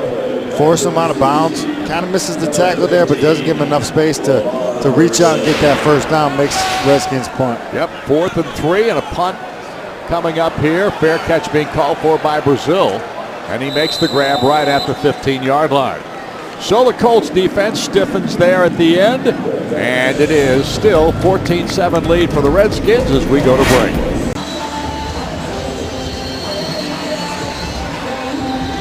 There you see the score. The Redskins leading the Colts here in the third quarter, 14-7 at FedEx Field, Washington, D.C. Actually, we're in Landover, Maryland, and there you see Andrew Luck, whose work for the day has been completed. There are the numbers, 14-23, 151 yards and a touchdown. Your thoughts, Jim? Yeah, sharp. I think it's just another solid performance. He's not as good as the first game. Better than the second game because he didn't have all the turnovers he did in the second game. I would have liked to see a few more points, a couple more scoring drives, but we want to see that every game. But solid performance by Andrew Luck. And Chandler Harnish is the new quarterback for the Colts. Nick Ballard, the running back. Ballard does a nice job of finding a little bit of a hole to pop through and pick up maybe 3 on. Keenan Robinson, the linebacker from Texas, a rookie. A 4th-round draft pick this year for the Redskins up to make the stop. Harnish out of Northern Illinois University, a young man that was Mr. Irrelevant when it comes to the draft this year because he was the exact last man pick. He's played well in this preseason, though. Had a beautiful throw in the first preseason game for a touchdown. There's Ballard getting chased out of bounds and loses some yardage on the play. Lorenzo Alexander, the linebacker, helps string him out and force him out of bounds. So a nice job by the Redskins again. They've kind of contained the Colts running game tonight, and I'm sure that's something that Chuck Pagano is going to be harping on at the end of this ball game. I don't think he liked it. He was kind of negative about it at the end of the first half when Jeffrey Gorman talked to him on the sideline. Yeah, I mean, last week they had 85 rushing yards against the Steelers. This week, far cry away from that. I mean, we had 25 in the first half. We got negative now. 3rd and 11. Ballard's back there in the backfield. So is Dominic Jones, and we have a flag that came down late. Delay of game against Indianapolis. 5-yard penalty. Go down. This makes it so tough. I mean, you're already 3rd and 11. You get that delayed game. Now it's 3rd and 16. It's tough to pick up this yardage on defenses like the Redskins that are so tough. Hilton and Brazil both split to the far side. Adams to the near side. Jones in the backfield with Ballard and Chandler Harnish. And he gets belted in the end zone for a safety. Chris Wilson came shooting through for the linebacker spot and brought him down in the end zone. And so the Colts give up a safety here to make it 16-7. Yeah, really nothing you can do there if you're Chandler Harness. Jeff Linkenbach, number 72, just gets beat on the play. He's in there before he can get rid of the ball, and unfortunately it was in the end zone, so it ends up in a safety, but just tough play for the Colts offense. So things challenging here this evening for Indianapolis in regard to some of the scenarios that have taken place, both offensively and defensively. And we got time out of the field with the Colts now trailing 16-7. Dwight Freeney talking as the Colts have just given up a safety and now trail 16-7, and Pat McAfee will punt it away here to the Redskins. And he gets off one of his shorter kicks and bounces down. Picked up there by, it looked like Brandon Banks. And Banks, who was a good return man, is brought down, contained, and brought down inside the 40-yard line.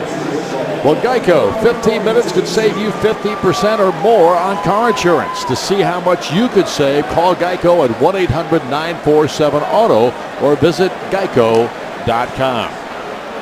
Rex Grossman is going to take over at quarterback for the Washington Redskins. 6'1", 10th-year player out of Florida. Whoa. They're booing him. Wow.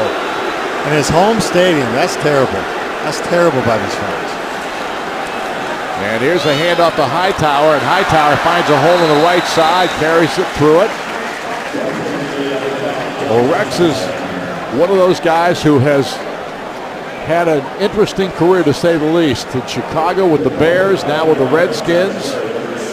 People forget he took the Bears to a Super Bowl appearance. Yeah, they forget. Granted, I have a Super Bowl ring on my finger from that appearance because we ended up beating them that game in the pouring down rain in South Florida. But, I mean, not many quarterbacks can say that. Now here's a pitch back. It comes to Hightower again. This time the Colts do a nice job of diagnosing it and stopping him for no gain. Let's go down to the field now with Jeffrey Gorman for the Toyota Sideline Report. Well, thank you, Don Fisher. Joining me now, one of the newest Colts, seeing his first preseason action and a very successful first half for Donnie Avery. Hey, what's up, man? I'm glad to be back. You know, it's first preseason back. You know, just coming back and just glad to be out here. What sort of things are you going to bring to the Colts offense, Donnie? You know, whatever they want. If they want deep threat, they want possession, they want, blocking, I'm here. Talk about the leader of this offense, Andrew Luck, and his familiarity after about a month in training camp and obviously the third preseason game. He's a great leader. You know, he knows how to call the plays. He knows how to put guys in positions to, excel. So we're just following behind him. Being a veteran, are you going to need some action in the fourth preseason game to get rolling? I don't know. We'll see. Okay, that's Donnie Avery, one of the newest Colts. Joining me, Don Fisher. Back to you. Thank you, Jeffrey. We had a fumble out there for a moment, but apparently recovered by the Redskins, but it is fourth down, and so they will punt it away. This is Sav Rocca who punts it. Lavon Brazil is back to receive it on a fair catch at the 10-yard line. And so the Colts will get the football back. Let's see if they can move it a bit better than they did in that previous series in which they were absconded upon for a safety. Redskins leading the Colts, but the Colts with the football. The drive of the game is sponsored by Tom Wood Lexus at 96 and Keystone, who invites you to test drive a Lexus today. And there it is. Good job taking what the defense gave him there by Andrew Luck, getting a completion to Avery for a first down. Then he uses all his 6'4", 235-pound frame to pick up that first down. And then this touchdown pass right here. Great job with the feet in the pocket. Puts it over only his receiver, T.Y. Hill, could get it for the touchdown. Great drive by the Colts. Their only touchdown of the game so far.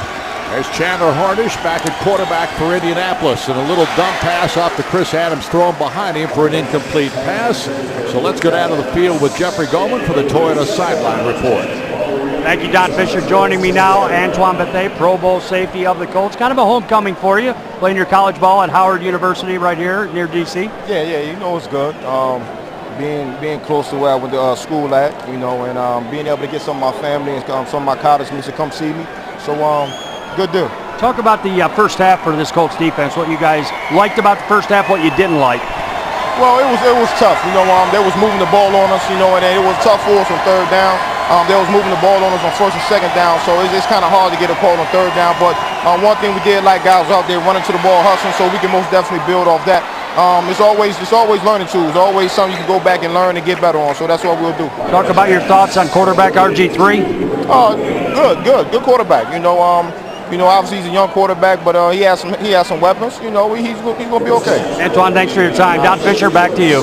Thank you, Jeffrey. Griff Whaley just made a heck of a catch off Chandler Harnish's throw at a first down for Indianapolis at the 23-yard line. So the Colts move the chains on this possession and go back to work with Harnish under center. And this handoff goes to Vic Ballard. Ballard trying to weave his way through some defensive players, and another helmet goes a-flying. That's at least the third time tonight we've seen a helmet from the Colts off of a player's head. This time it's Vic Ballard who can't hold on to it. Lorenzo Alexander was the man who came up with the tackle. You'll see after the handoff here, it looks like Vic wants to cut back, but he sees the cutback lane's not really there. So he kind of just puts his head down and gets what he can. Actually a good hard run, gets his helmet knocked off, but he'll be all right. Ballard stays in. Harnish with Adams wide left. Fakes the handoff, and the little dump pass gets knocked to the ground. And very fortunately, because, man, he threw it right into the arms of Marcus White, who was right there and almost picked it off. Yeah, it was just a little naked. We're trying to bring a right. It's tough when you're a right-handed quarterback. You fake that. You'll see it right here on replay here. Chandler Harnish is a right-handed quarterback, so he makes that fake. When he's coming around, he's got to turn his whole body around to make that throw because he's right-handed. Whereas the left-handed quarterback can make that throw easier. So that's why you see normally right-handed quarterbacks faking and coming the other way so they can get the throw off. Now it's third down at about 7. Harnish out of the shotgun, steps up, rolls left, and gets blasted. Just no place to go. Lorenzo Alexander, the first man to meet him, and the Redskins defense has really been tough here in the second half. They've made some adjustments, and whatever adjustments they've made have worked. Yeah, you'll see it here. Number 97 for the Redskins actually has Vic Ballard in coverage. So when Vic Ballard steps up like he's blocking, he comes because he knows that's my guy. If he's not going to go down the route, I can get in there and try to sack the quarterback. And he ends up getting there and getting a sack and causing a punt. Brandon Banks is back deep to receive Pat McAfee's punt. McAfee gets this one off, sideline corners it, and it goes out of bounds. Whoop, it's actually bouncing backwards, and then it finally is down. And really, I don't think I've seen Pat McAfee with that short of a punt in a long time. It's just got kind of a bad break not there. Coming off his leg the way it normally does. Nope. Score is 16-7. Redskins on top, and they'll have the football when we return. Indianapolis Colts here in the third quarter, and they will have great field position to start this next drive. Win a year's supply of Bluebell ice cream and a pair of sideline seats for the Colts home opener with the Vikings. You can register now at Colts.com/Bluebell. Bluebell is a proud sponsor of your Indianapolis Colts. And the Redskins, now directed by Rex Grossman. And Grossman throws it over the middle. Catch is made by Anthony Armstrong, and he goes down immediately. The gain will be good for a first down and then some. Yeah, good play action here by Rex Grossman. Just a little deeper slant, not really a skinny post, not really a deep post or a slant, just like a 8 to 10 yard slant over the middle of the field for a first down. And now the handoff, new face of the ball game. Looks like Tristan Davis is in there, first-year running back out of Auburn. And he carries it to the far sideline before he's knocked out of bounds. And it'll be a short gain of the play, which brings up 2nd and 7. Lots of things going on right now. The Colts changing a lot of their personnel out there, as have the Redskins. We'll pick them up as we can for you. Joe LaFage is out there, one of the safeties. Corey Lindsey at one of the corner positions. Little dump off pass, and the stop made by Mario Addison. He takes him out of bounds.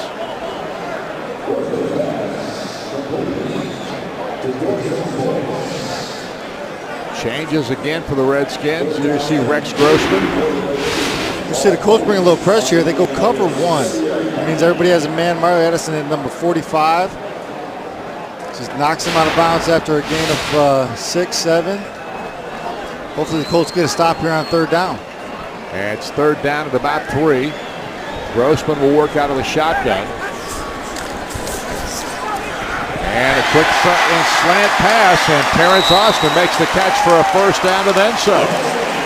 Finally brought down in there by Brandon King. Mike Newton helped out of the stop as well. Colts are going to bring some linebackers here.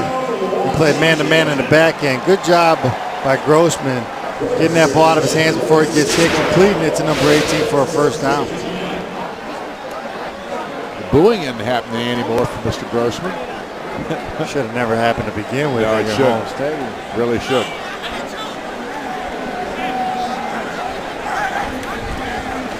Grossman again back to throw it. And to the end zone, touchdown. Joshua Morgan makes the catch for the score, and the Redskins starting to take control of this football game here late in the 3rd quarter. I'll tell you what, this was a great throw here. You got one-on-one on the outside. He just runs a skinny post. Makes it look like he's going outside, sticks him, bring it back inside. Good throw. Grossman gets hit on the play by Nevis, it looks like. Takes a nice little shot at him. And I'll tell you what, the Redskins are high on that Joshua Morgan. He's unrestricted free agent out of San Francisco, 4th-year guy. Size, speed, explosive downfield. Just nice play right there. Good catch for a touchdown. And Washington continues to put points on the board as Graham Gano scores that extra point. And we'll take a look here in a moment at the scoring drive. Brought to you by Citizens Energy Group. The scoring recap you'll see here as the shot there of Joshua Morgan. There's Rex Grossman. And the Citizens Energy Group scoring recap. Just 5 plays is all it took for Washington to get back in the end zone again. And so the Redskins now are controlling this football game and doing a good job of it. Yeah, after that punt by McAfee after the last drive by the Colts, Redskins got the ball in great field position. You know, a couple big plays there, big 3rd down and a big touchdown throw. Well, Colts fans, be sure to visit the Bud Light Party Zone at Lucas Oil Stadium. The Bud Light Party Zone is above the north end zone in front of the windows that open to the Indianapolis skyline. Bud Light, the sure sign of a good time. Here we go. Proud sponsor of the Indianapolis Colts. We need something to turn the tide here, Mr. Fisher. Yep, need a big play, maybe a big return. Right now, Jabron Sobrano, a 5'11" rookie out of Temecula, California, is the man on the field to receive for Indianapolis.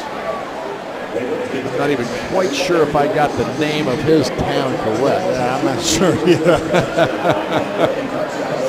But whatever the case, Zambrano was back to receive.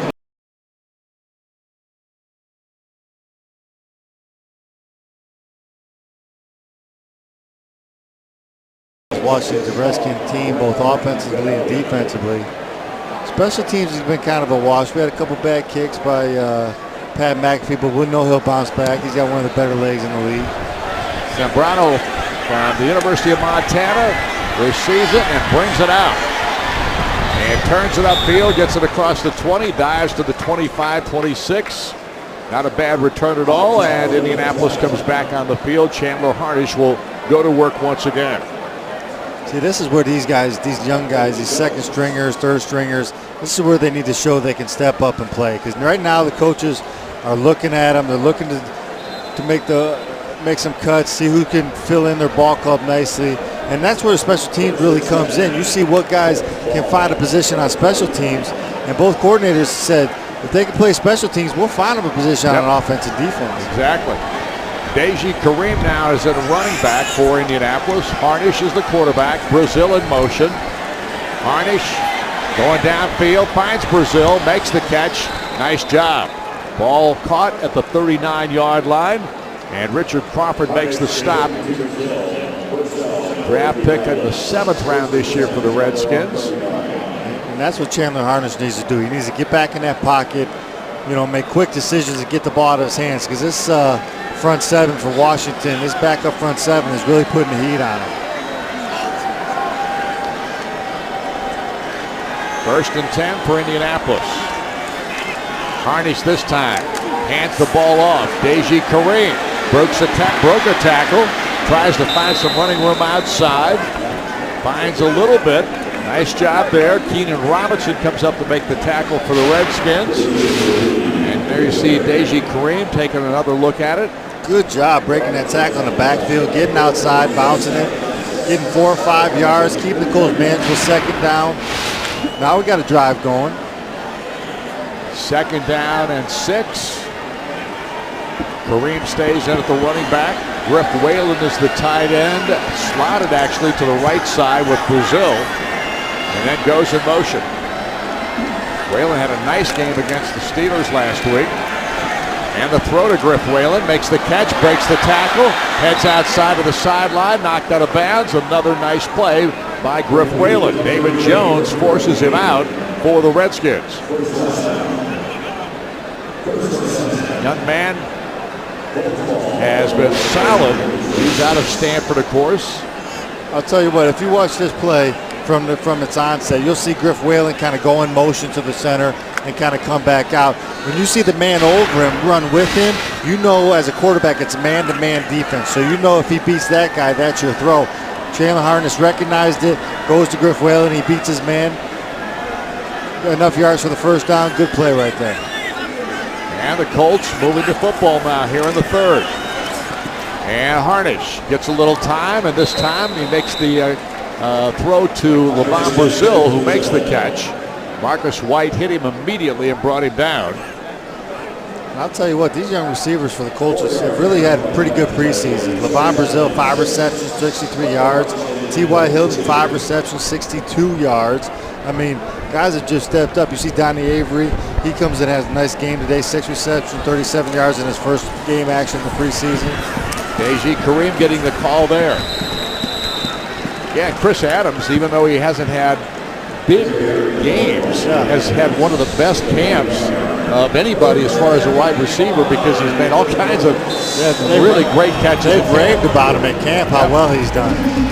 So we come to the end of the 3rd quarter now here at FedEx Field in Washington, D.C., with the Colts trailing the Washington Redskins. Andrew Luck talking with Clyde Christensen as the Colts trail here after 3 quarters of play, 23-7. It is time to look at our O'Charlie's key offensive player of the game, and today, that young man there, T.Y. Hilton, had an outstanding performance. Yeah, sitting there icing his shoulder. He played hard today. He almost matched his preseason total in receptions and yards today with 4 receptions, 54 yards, and a touchdown all in the 1st half. Guy Colts are going to count on, a guy Bruce Arians loves, and he's going to do big things for us. Here's Deji Kareem. Nice little run there up the middle for Indianapolis. Able to break a tackle. Reed Doughty is the man who makes the stop for the Redskins. But the Colts have moved the chains once again for a 1st down. Chandler Harnish putting together a nice little drive here, calming his players down, getting the momentum back in the Colts' favor. Colts have plenty of time. 4th quarter, 2 touchdowns, 2 two-point conversions. They can get back in this ballgame. Offensive coordinator Bruce Arians on screen there for a moment. Is a deep throw to Brazil, and he can't quite pull this one in. Harnish got leveled too as he released the football. Richard Crawford was the man who had the coverage on the play, but a nice job that time by Harnish to get rid of it, and it wasn't too far off the mark. No, but Chandler Harnish takes a shot here. You're lucky to see he's all right, but actually pretty good throw. Just out of the reach of Lamont Brazil's outstretched hands. You think if Chandler Harnish had another second to set his feet and make a throw, he puts that on the money. 2nd and 10 at the 32. And Deji Kareem again does another nice job of keeping his legs underneath him.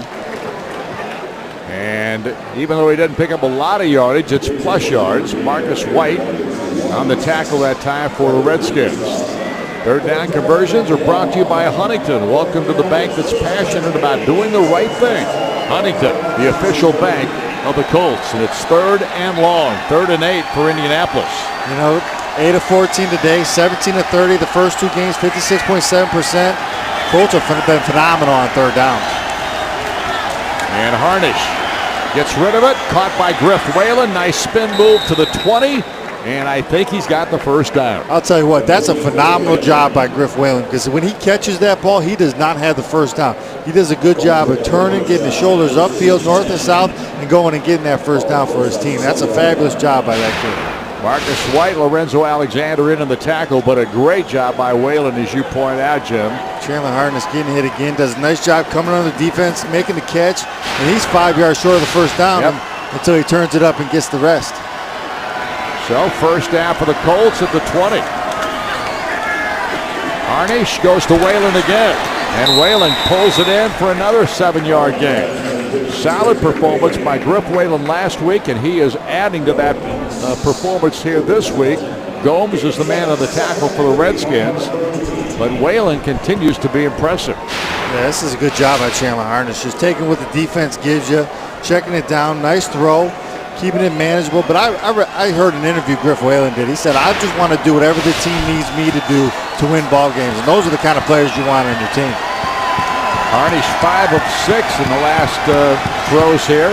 Throws this one out in the flat. Deji Kareem dives forward, trying to pick up a first down at the 10. I'm not sure he got there. Keenan Robinson came up, the linebacker, gave him a pretty good lick to knock him out of bounds. And it's going to be shy by about a half yard. Yeah, good job fighting here by Kareem, trying to get that first down, but gets knocked out of bounds just before he gets there. Leaves it third and short. Colts need this one to keep this drive going, Don. Third down and a yard. Kareem is the running back. One wide receiver, Adams, in motion. Here's the snap. They give to Kareem. The ball is fumbled, and I think that the Redskins may have recovered it. We'll wait and see. They haven't officially given a signal. The Redskins certainly did. Deji Kareem took the handoff, tried to pop it up the middle. The ball got loose.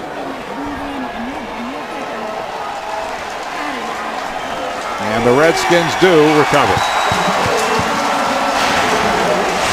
The Redskins do a good job here, just kind of bringing the pressure and getting in the backfield. And you'll see right there, he just loses the ball as he hits the ground. I can't really tell from that view if his knee was down or not. It's close. Yeah, it looks like it's down. I think Coach Pagano might get his second challenge of his head coaching career right now. He may do exactly that. It's been a pretty clean game up until that in terms of turnovers. First turnover by either team today, and I'm not even sure if it was a turnover. Well, we got timeout on the field. The officials have called timeout. And we have our score at 23-7. We'll see what the outcome of this talk is when we fumble, or the turnover, as it was called on the field. And the reason for that is that they're reviewing all turnovers now this year. You're right. That's a new rule change this year. Along with all the scoring plays, all turnovers are being reviewed. And you'll see right there, his knee is down before that ball comes out. Now, it looks pretty clear to me, but you know sometimes these refs, they see things differently than we do up here in the booth. So the question will be, if they do give the Colts the ball back, most likely it'll be fourth down. What do the Colts do? Do they go for it? Do they kick a field goal? I feel like with 12 minutes left in the fourth quarter, you're down by 16 points. You might as well go for it, right? Well, I would think so at this point. We're just going to have to wait and see what the ruling on the field is. It's hard to know what the officials see, and they see a different number of replays. Generally, though, we see most of the same things they do. Right. And if they see the play that we just saw, they got to give the Colts the ball back. Exactly, because that ball did not come out until after his knee was down. So take it one more time here. Another look at it, different angle. Now, pretty much the same angle, but the knee is down right there. Yeah, they got to overturn that. Ball doesn't come out until after the knee is down. So this crowd at FedEx Field's got a nice wave going on. Got the wave, exactly. Everybody's getting in on the action.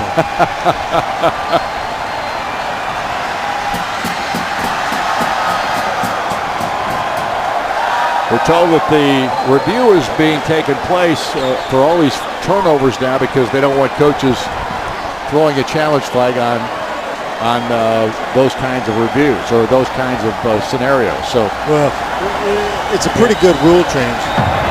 After review, the ball carrier was down by contact and his knee was on the ground. It will be 4th down at the 10.5-yard line. So it will be a 4th down, Colts possession. So we'll see what, well, there's no question what's going to happen. Chuck has sent Adam Vinatieri out in the field.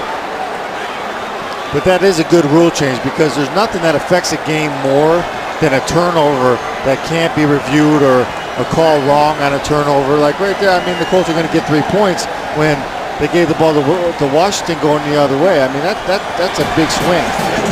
So Indianapolis is going to attempt the field goal here. This will come from 28 yards out. Vinatieri on the kick. McAfee on the hold. Stowe on the snap. Kick is up. And the kick is good. And so the Colts put 3 on the scoreboard as Indianapolis gets its first points of the second half. And we'll be back with a kickoff right after. Pro Bowl wide receiver, a lot of changes on offense, a lot of changes on defense, but we're seeing in the first couple of preseason games, Reggie is Reggie. Yeah, I try to keep it the same way no matter what the situation is. My job is not going to change no matter if it's a new team or old team. So I just want to come out and be the best of that person we can be and help the team out to make plays. As a veteran leader, how's your relationship with the new quarterback, Andrew Luck? It's getting better each day. We're just trying our best just to get a pattern going, and he's going to be special. And I just want to be there to help him out whenever he looks my way, and that's what the preseason for. We're just taking it one day at a time to get better. Pat McAfee kicking off now. Washington Redskins returning, and great coverage by the Colts. Reggie Wayne joining me here. Before we let you go, Reggie, real quick, what do you expect out of this team with all the new faces? Expect us to be Colts. Go out there and just be explosive. We're just trying our best to get to the old Colts ways, and that's going out there and win games, keeping it exciting, keeping it close, and finding out what we got to do at the end to win it. So no matter who we have out there, we just got to just stay into the scheme, just believe in each other, and just go out there and make something happen. You keep doing what you do, Reggie.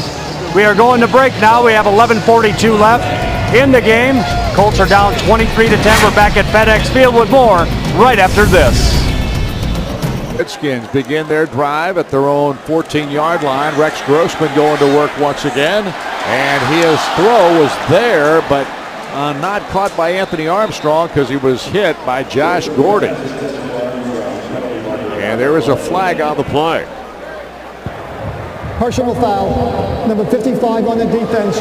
Low to the head of the quarterback, 15 yards, automatic first down. Justin Hickman, the guilty party there on a penalty. Apparently hit the quarterback in the head. Rex Grossman after his throw. He took a shot on Grossman, too. So, a penalty that is costly to the Colts, to say the least. That wasn't terrible. No, it just got a little tap to the head, nothing big. I thought it was a great play by number 40, Josh Gordy, who the Colts just recently picked up from, I believe it was St. Louis, right? Correct. Yep. Played against the Colts in the first game of the preseason. Had about 4 tackles, in fact, against the Colts. Let's take a look at the Citizens Energy Group scoring recap on that last drive in which Adam Vinatieri was able to knock through a 29-yard field goal. There you see it. Colts only points of the second half thus far. And again, the Redskins go to work now with a first down on their own 29-yard line. Rex, play action, gets rid of it downfield. What a nice play there by Desmond Briscoe, who kind of rid himself of the defender on the play and then was able to pull the pass in. Just kind of waited for it to get there, and it's a nicely done scenario for the Redskins for a first down. Yeah, that's actually a pretty good job by Rex Grossman throwing. You'll see it on replay here. He sets up and he makes a really nice throw, throwing it to an area of the receiver that the defender, your receiver can adjust to, but the defender cannot. So 37 yards on the play for a first down. And now the handoff goes to Tristan Davis, who carries it to the near sideline, and all kinds of flags come down on this one. Holding, number 60 of the offense. 10-yard penalty, first down. That was Jordan Black, an offensive lineman out of Notre Dame for the Redskins, who was guilty of the hold. So that'll set them back a little bit. The Redskins regroup in their huddle as the ball will come out to about the 41-yard line. 60,047 for tonight's game, or to late this afternoon's ball game here at FedEx Field. Stadium holds about 87,000 people. This is their first preseason home game of the season. All interested to see RG3 in action, live and in person. Here's a nice little throw out in the flat to Tristan Davis, and the running back carries for good yardage once again. Corey Lindsey came up on the stop there. Well, one preseason game left for Indianapolis, and that's against the Cincinnati Bengals. It happens this coming Thursday night at Lucas Oil Stadium.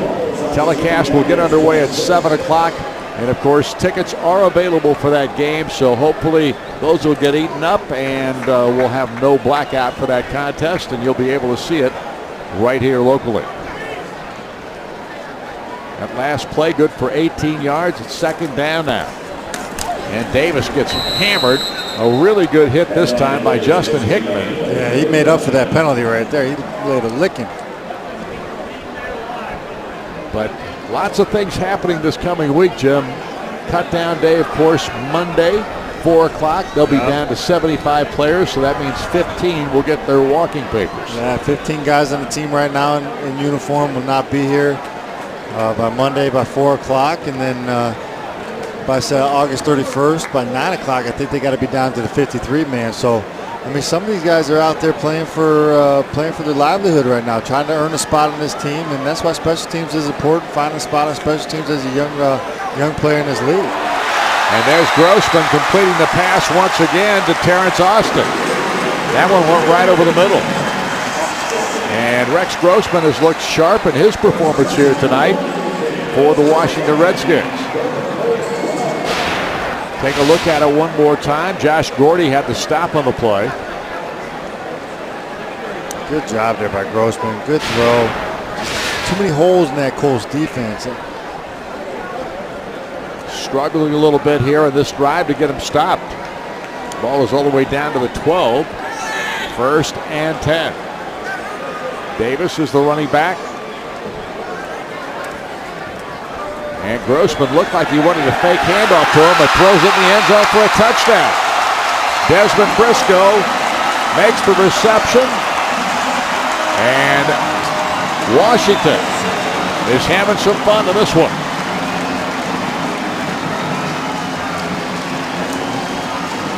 (29-10), and in the second half, it's been all Redskins. Colts bring pressure. They try to get to Grossman before he can get the ball off. Unfortunately, they just couldn't get there. He gets the ball just in time.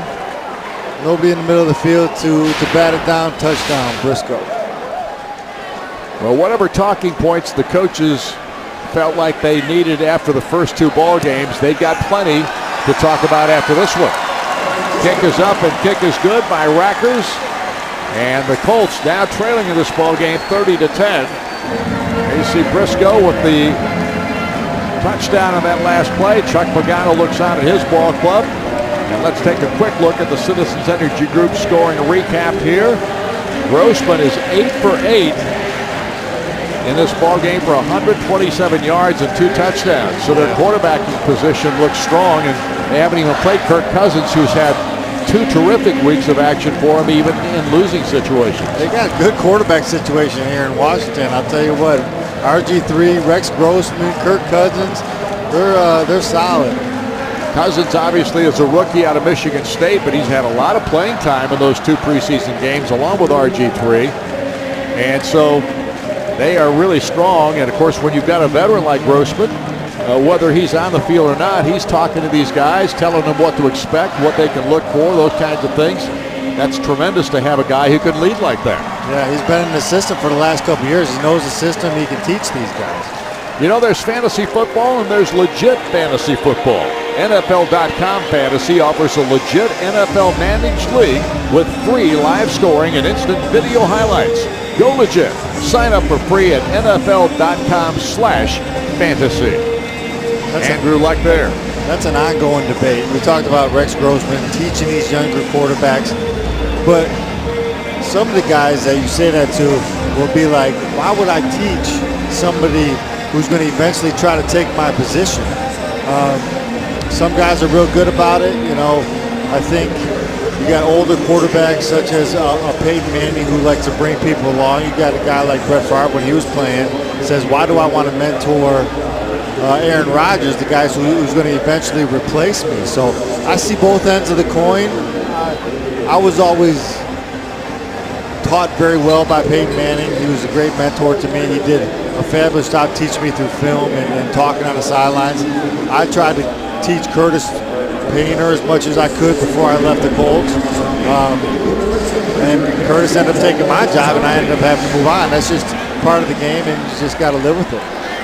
Here's the kickoff. Jabin Sobrano is back deep for the Colts, and he's going to bring it out. Sobrano out of Montana. It's spun around a little bit, able to take it up to the 20-yard line just across the 20.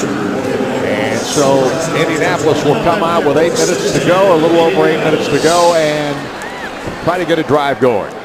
Call Jonathan Bird's Catering for all of your catering needs at 317-881-8888. Catering by Jonathan Bird's. Feast, friends, fun. We talked a little bit about cut day. I remember when I was a rookie, the final cut day, I made the 53-man roster. My parents were in town. They were in the parking lot near the complex. I left the complex. I went. I met my parents, and I just cried my eyes out. Here's Ricky Jones. How about this? I mean, my apologies, Ricky Jones. It's Jeremy Ross. Big pass play there. I've seen too many IU practices. Jeremy Ross, the wide receiver out of California.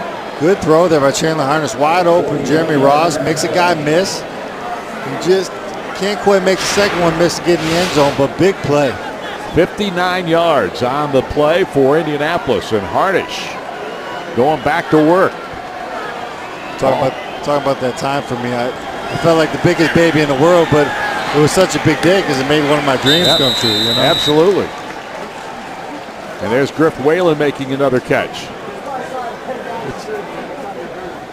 Lorenzo Alexander on the stop. Keenan Robinson as well. Take a look at the cut-down dates that are upcoming. These are key, of course.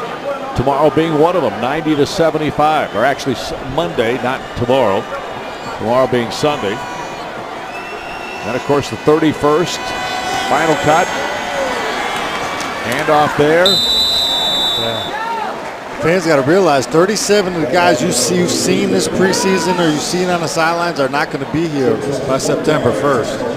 And it's tough. It's tough for players, and I'll never forget that day. I made the roster. I was Peyton Manning's backup. I mean,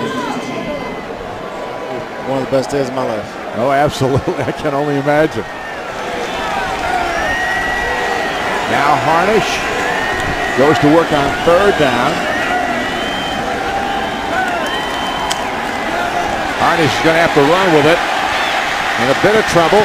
Tries to kick it upfield, and how about that? He dives for what I think is the first down. Marcus White finally brought him down, but Chandler Harnish with a tremendous second effort this time. And is able to, well, are they going to mark it as a first down? They do. Great job here, escaping pressure. He moves out. He moves up, he gets out of the pocket to the right, he realizes he's nothing downfield, does a great job of breaking the tackle right there and diving for the first down, giving his coach a second chance. And we'll go down to Jeffrey Gorman here in a moment as this play underway. Harnish hands it off, and they take it up the middle. There's another Colt helmet that goes flying away, and while we got a moment, let's go to the field now with Jeffrey Gorman for the Toyota Sideline Report. Thanks, Don Fisher. Joining me now is linebacker Cabell Connor, obviously with Pat Anger rehabbing his injury. You have been a leader on this defense. Do you like the role? Yeah, you just got to step into that role and be responsible and accountable to the defense as a linebacker. Last year 4-3, this year 3-4. How do you like the change? That's a great change. Defense is more aggressive. We're able to make more plays, and I think the guys will really like it. DeBell, thanks for your time. Let's go back to live action with Don Fisher. Ball on the 8-yard line. Harnish sets him up on second down. Looks to his right, to his left, hits Whalen. Whalen breaks one tackle, can't escape the rest, and he'll go down right around the 3-yard line. Doug Worthington came up and made the stop on the play. Good job by Chandler Harnish. Looking to his right, realized he didn't have what he needed over there. He comes back to his left. Look, you see right here, looks right, realizes I don't have it, comes back to his left. Nice little completion to Griff Whalen. Does everything he can to get in the end zone, just a little short. But Griff Whalen's been all over the field this second line. Second down, or make it third down and goal at the 2-yard line now for Indianapolis. Straight I formation in the backfield. Dominic Jones lined up as a fullback. Darren Evans, the running back, fake to him. Harnish in the end zone. Jones can't come up with it.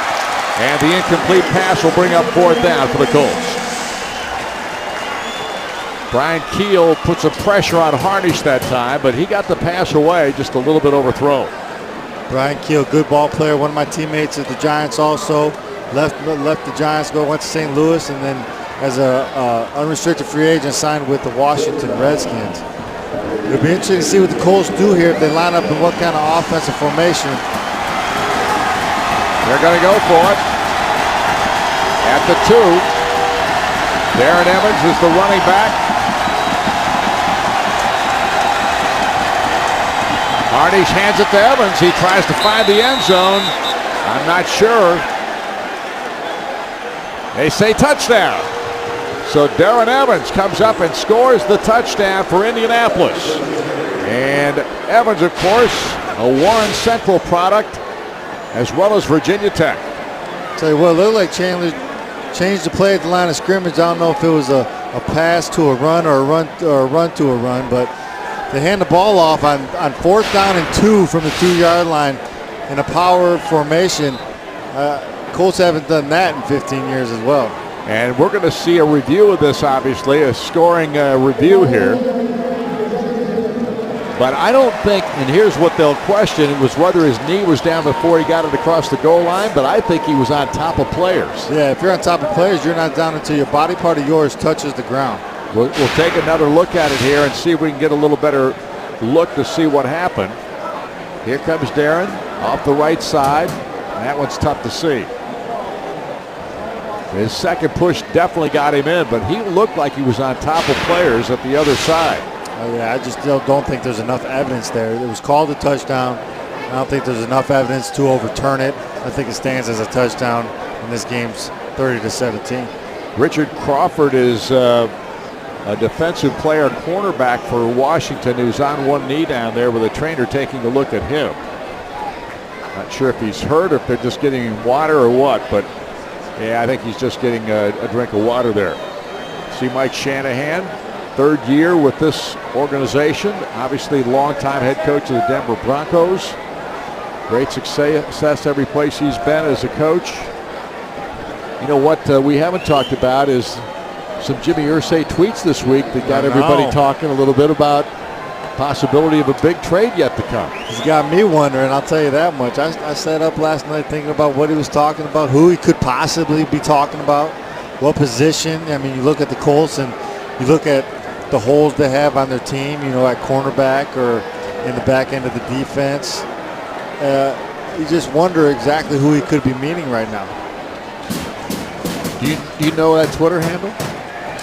Huh? You know Jim Irsay's Twitter handle? I do not. I don't either. There it is, right there. There it is, at Jim Irsay.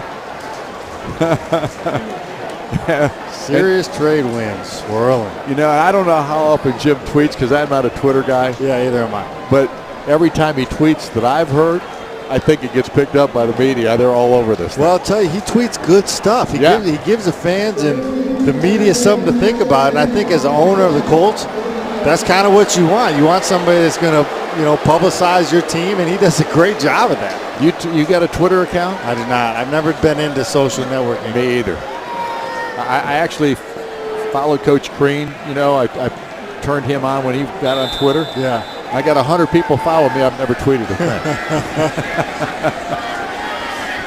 It was a touchdown, ladies and gentlemen, so the Colts have scored. Here's the extra point try by McAfee, and that ball is through the uprights and in, and Indianapolis has 7 on the board. It's 30-17, and there, of course, you see the Citizens Energy Group scoring recap as the Colts have put 10 points on the board here in the second half, but still a decided advantage for the Washington Redskins with just 4:14 left in this, or 3:48 left in this ball game. Yeah, most of that 77 yards ate up on one pass play from Chandler Harness to Jeremy Ross.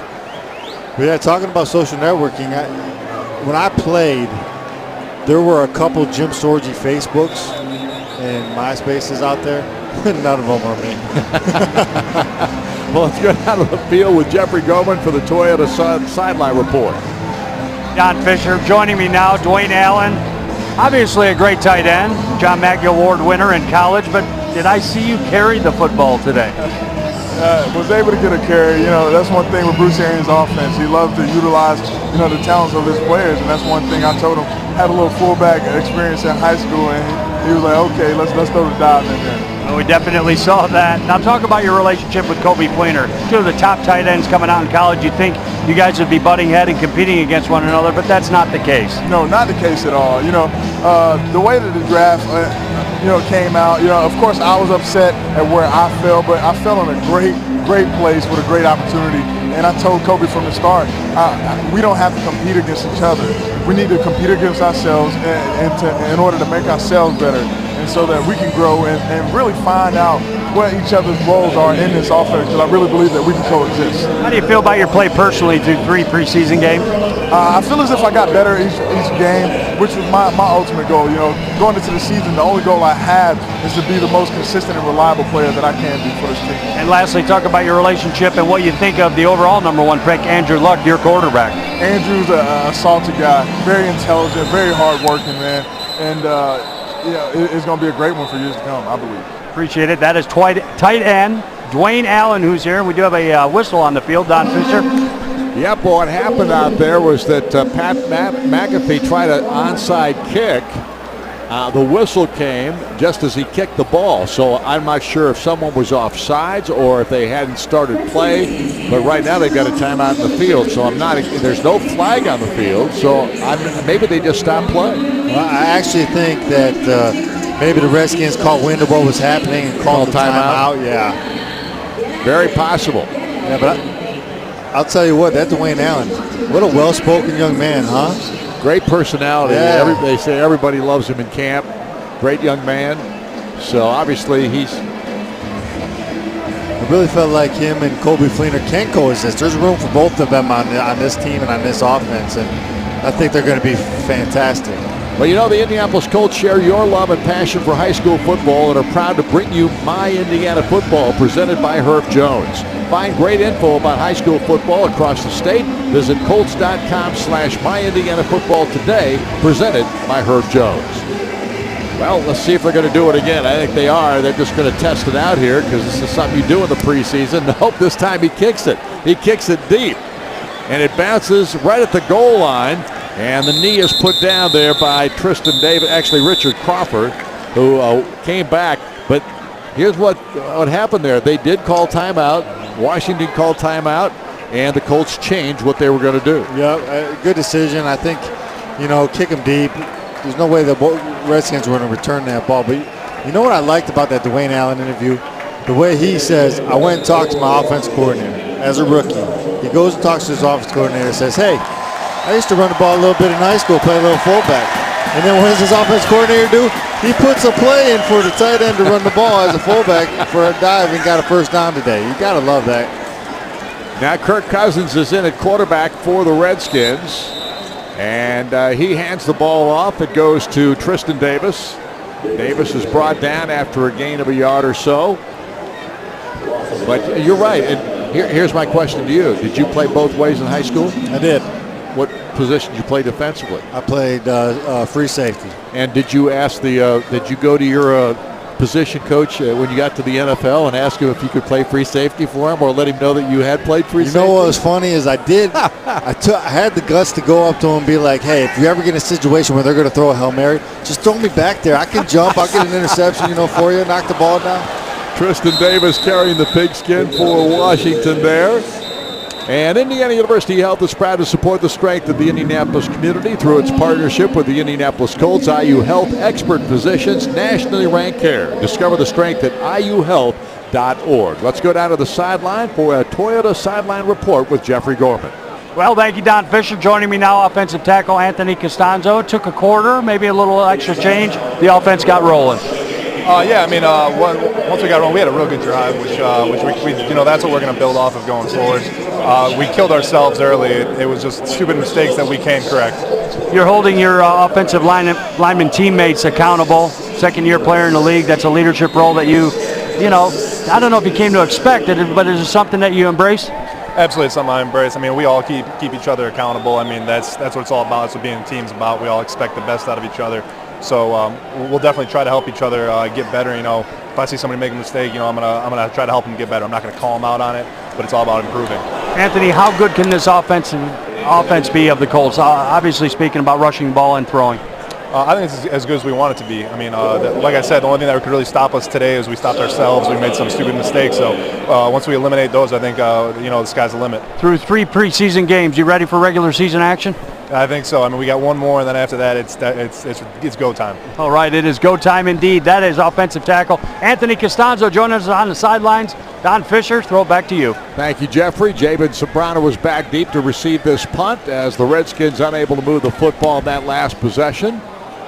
And Sobrano looked like he was going to call for the fair catch, and he did not. He grabs the football, got hit immediately.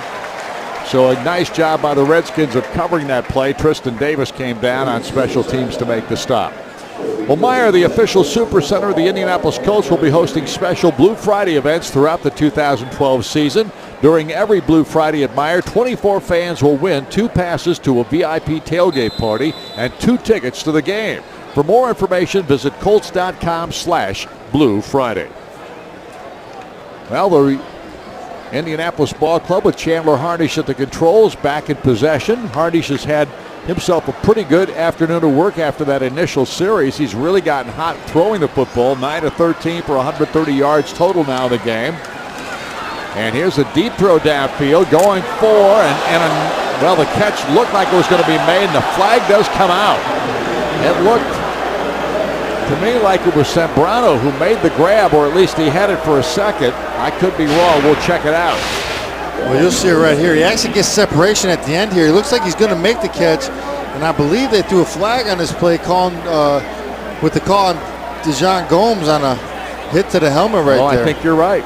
Exactly what happened. Sobrano was the intended receiver. Looked like he had it in his hands for a second. The pass is incomplete.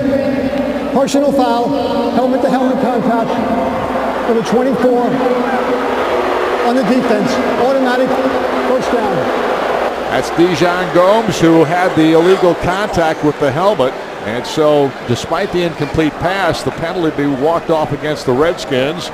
And Indianapolis will get good position with a first down. Yeah, they'll move the football all the way up to the 45-yard line. Well, with 2 minutes and 42 seconds here, if the Colts can put one in the end zone, they might have enough time to get the ball back and with 3 timeouts left and score before this game's over. With 2 timeouts, it's still a comeback effort possible. Down 13. Here's Harnish. Catch made by Whalen again. This guy just keeps making plays. He's been calling his name all day. Rookie out of Stanford. Crawford in on the stop. Rip Whalen missed the opening preseason game because of injury. Camp got hurt in camp early. Held out. And all of a sudden last week he pops up. He was much a factor in last week's game, and he makes the catch right there. He gets belted again. But he just keeps making plays. But he hangs on to the football. Yeah. That's what you want him to do, coming across the middle like that. And he finds a way. It looks like he finds a way to get himself open all the time, too.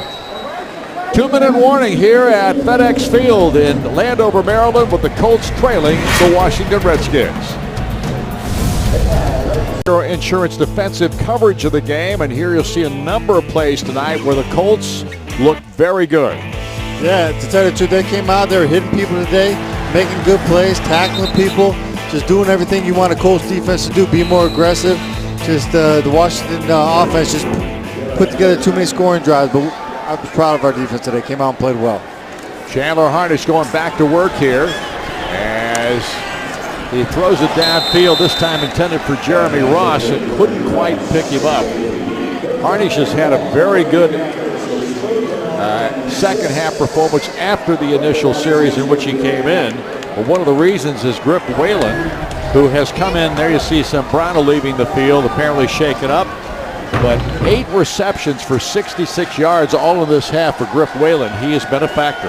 Yeah, these receivers are really going to make it tough on these when these cut down days come. Yep. Who they're going to cut, who they're going to keep, who they're going to put on the practice squad. Because if you cut them, somebody else likes them. That's right. You know, there's Whalen again. This time the ball a little bit thrown too far over his head. He did come up and touched it, but he was not able to pull it in. Some other team likes you. You get cut, they're going to snatch you from them before you can clear waivers and get put on the practice squad. Whalen kind of reminds you a little bit. I'm not sure necessarily from a size perspective, but he reminds you a little bit of how he gets open of our former tight end Dwight Clark. Yeah, not Dwight. Dallas. Yeah. Dallas Clark. He just does. I mean, size-wise, he's obviously a little bit smaller than Dallas, but he looks like a mixture of a Dallas and a Collie. He just does a good job in the slot, getting open. Brandon Stokely is who I'm thinking of. He looks like a Brandon Stokely to me. Just gets open in the middle of the field and makes plays.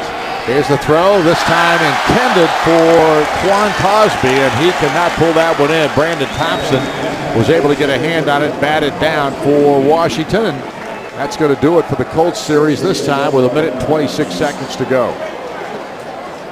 That was a throw Chandler's got to be careful about. He's got to get that throw up and outside. You've seen last week on the pick that the Steelers had of Andrew Luck. He threw it just kind of like that, and Ike Taylor took it to the house.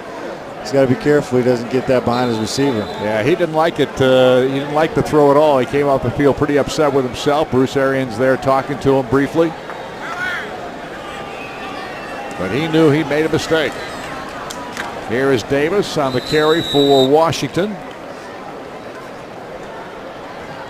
And these guys you can see right now are just kind of playing to get this bad boy over with. Yeah, I think Indy's ready to go home. Get started on this 4th preseason game and get going to the regular season. Ball resting down near the 40-yard line. We're right at a minute to go in this contest. 2nd down and 9 for the Redskins. And they're taking as much time as they possibly can to let the clock run down. I always had fun that 4th preseason game because Payne would never play, so I always got to start. Yep. There's the knee. And that's going to be it. They're going to come out of the field, and this ball game is history as Chuck Pagano comes over to meet with Mike Shanahan to shake hands. First-year coach against a veteran head coach of the Redskins. But tonight, the Colts fall for the 2nd time in preseason, 30-17. They fell to Pittsburgh last week. They've got 1 preseason contest remaining, that of course against the Cincinnati Bengals, and it comes quickly on Thursday night of this coming week at Lucas Oil Stadium at 7 o'clock. And we're going to break here. We'll come back with final thoughts on tonight's contest between Indianapolis and the Washington Redskins when we return.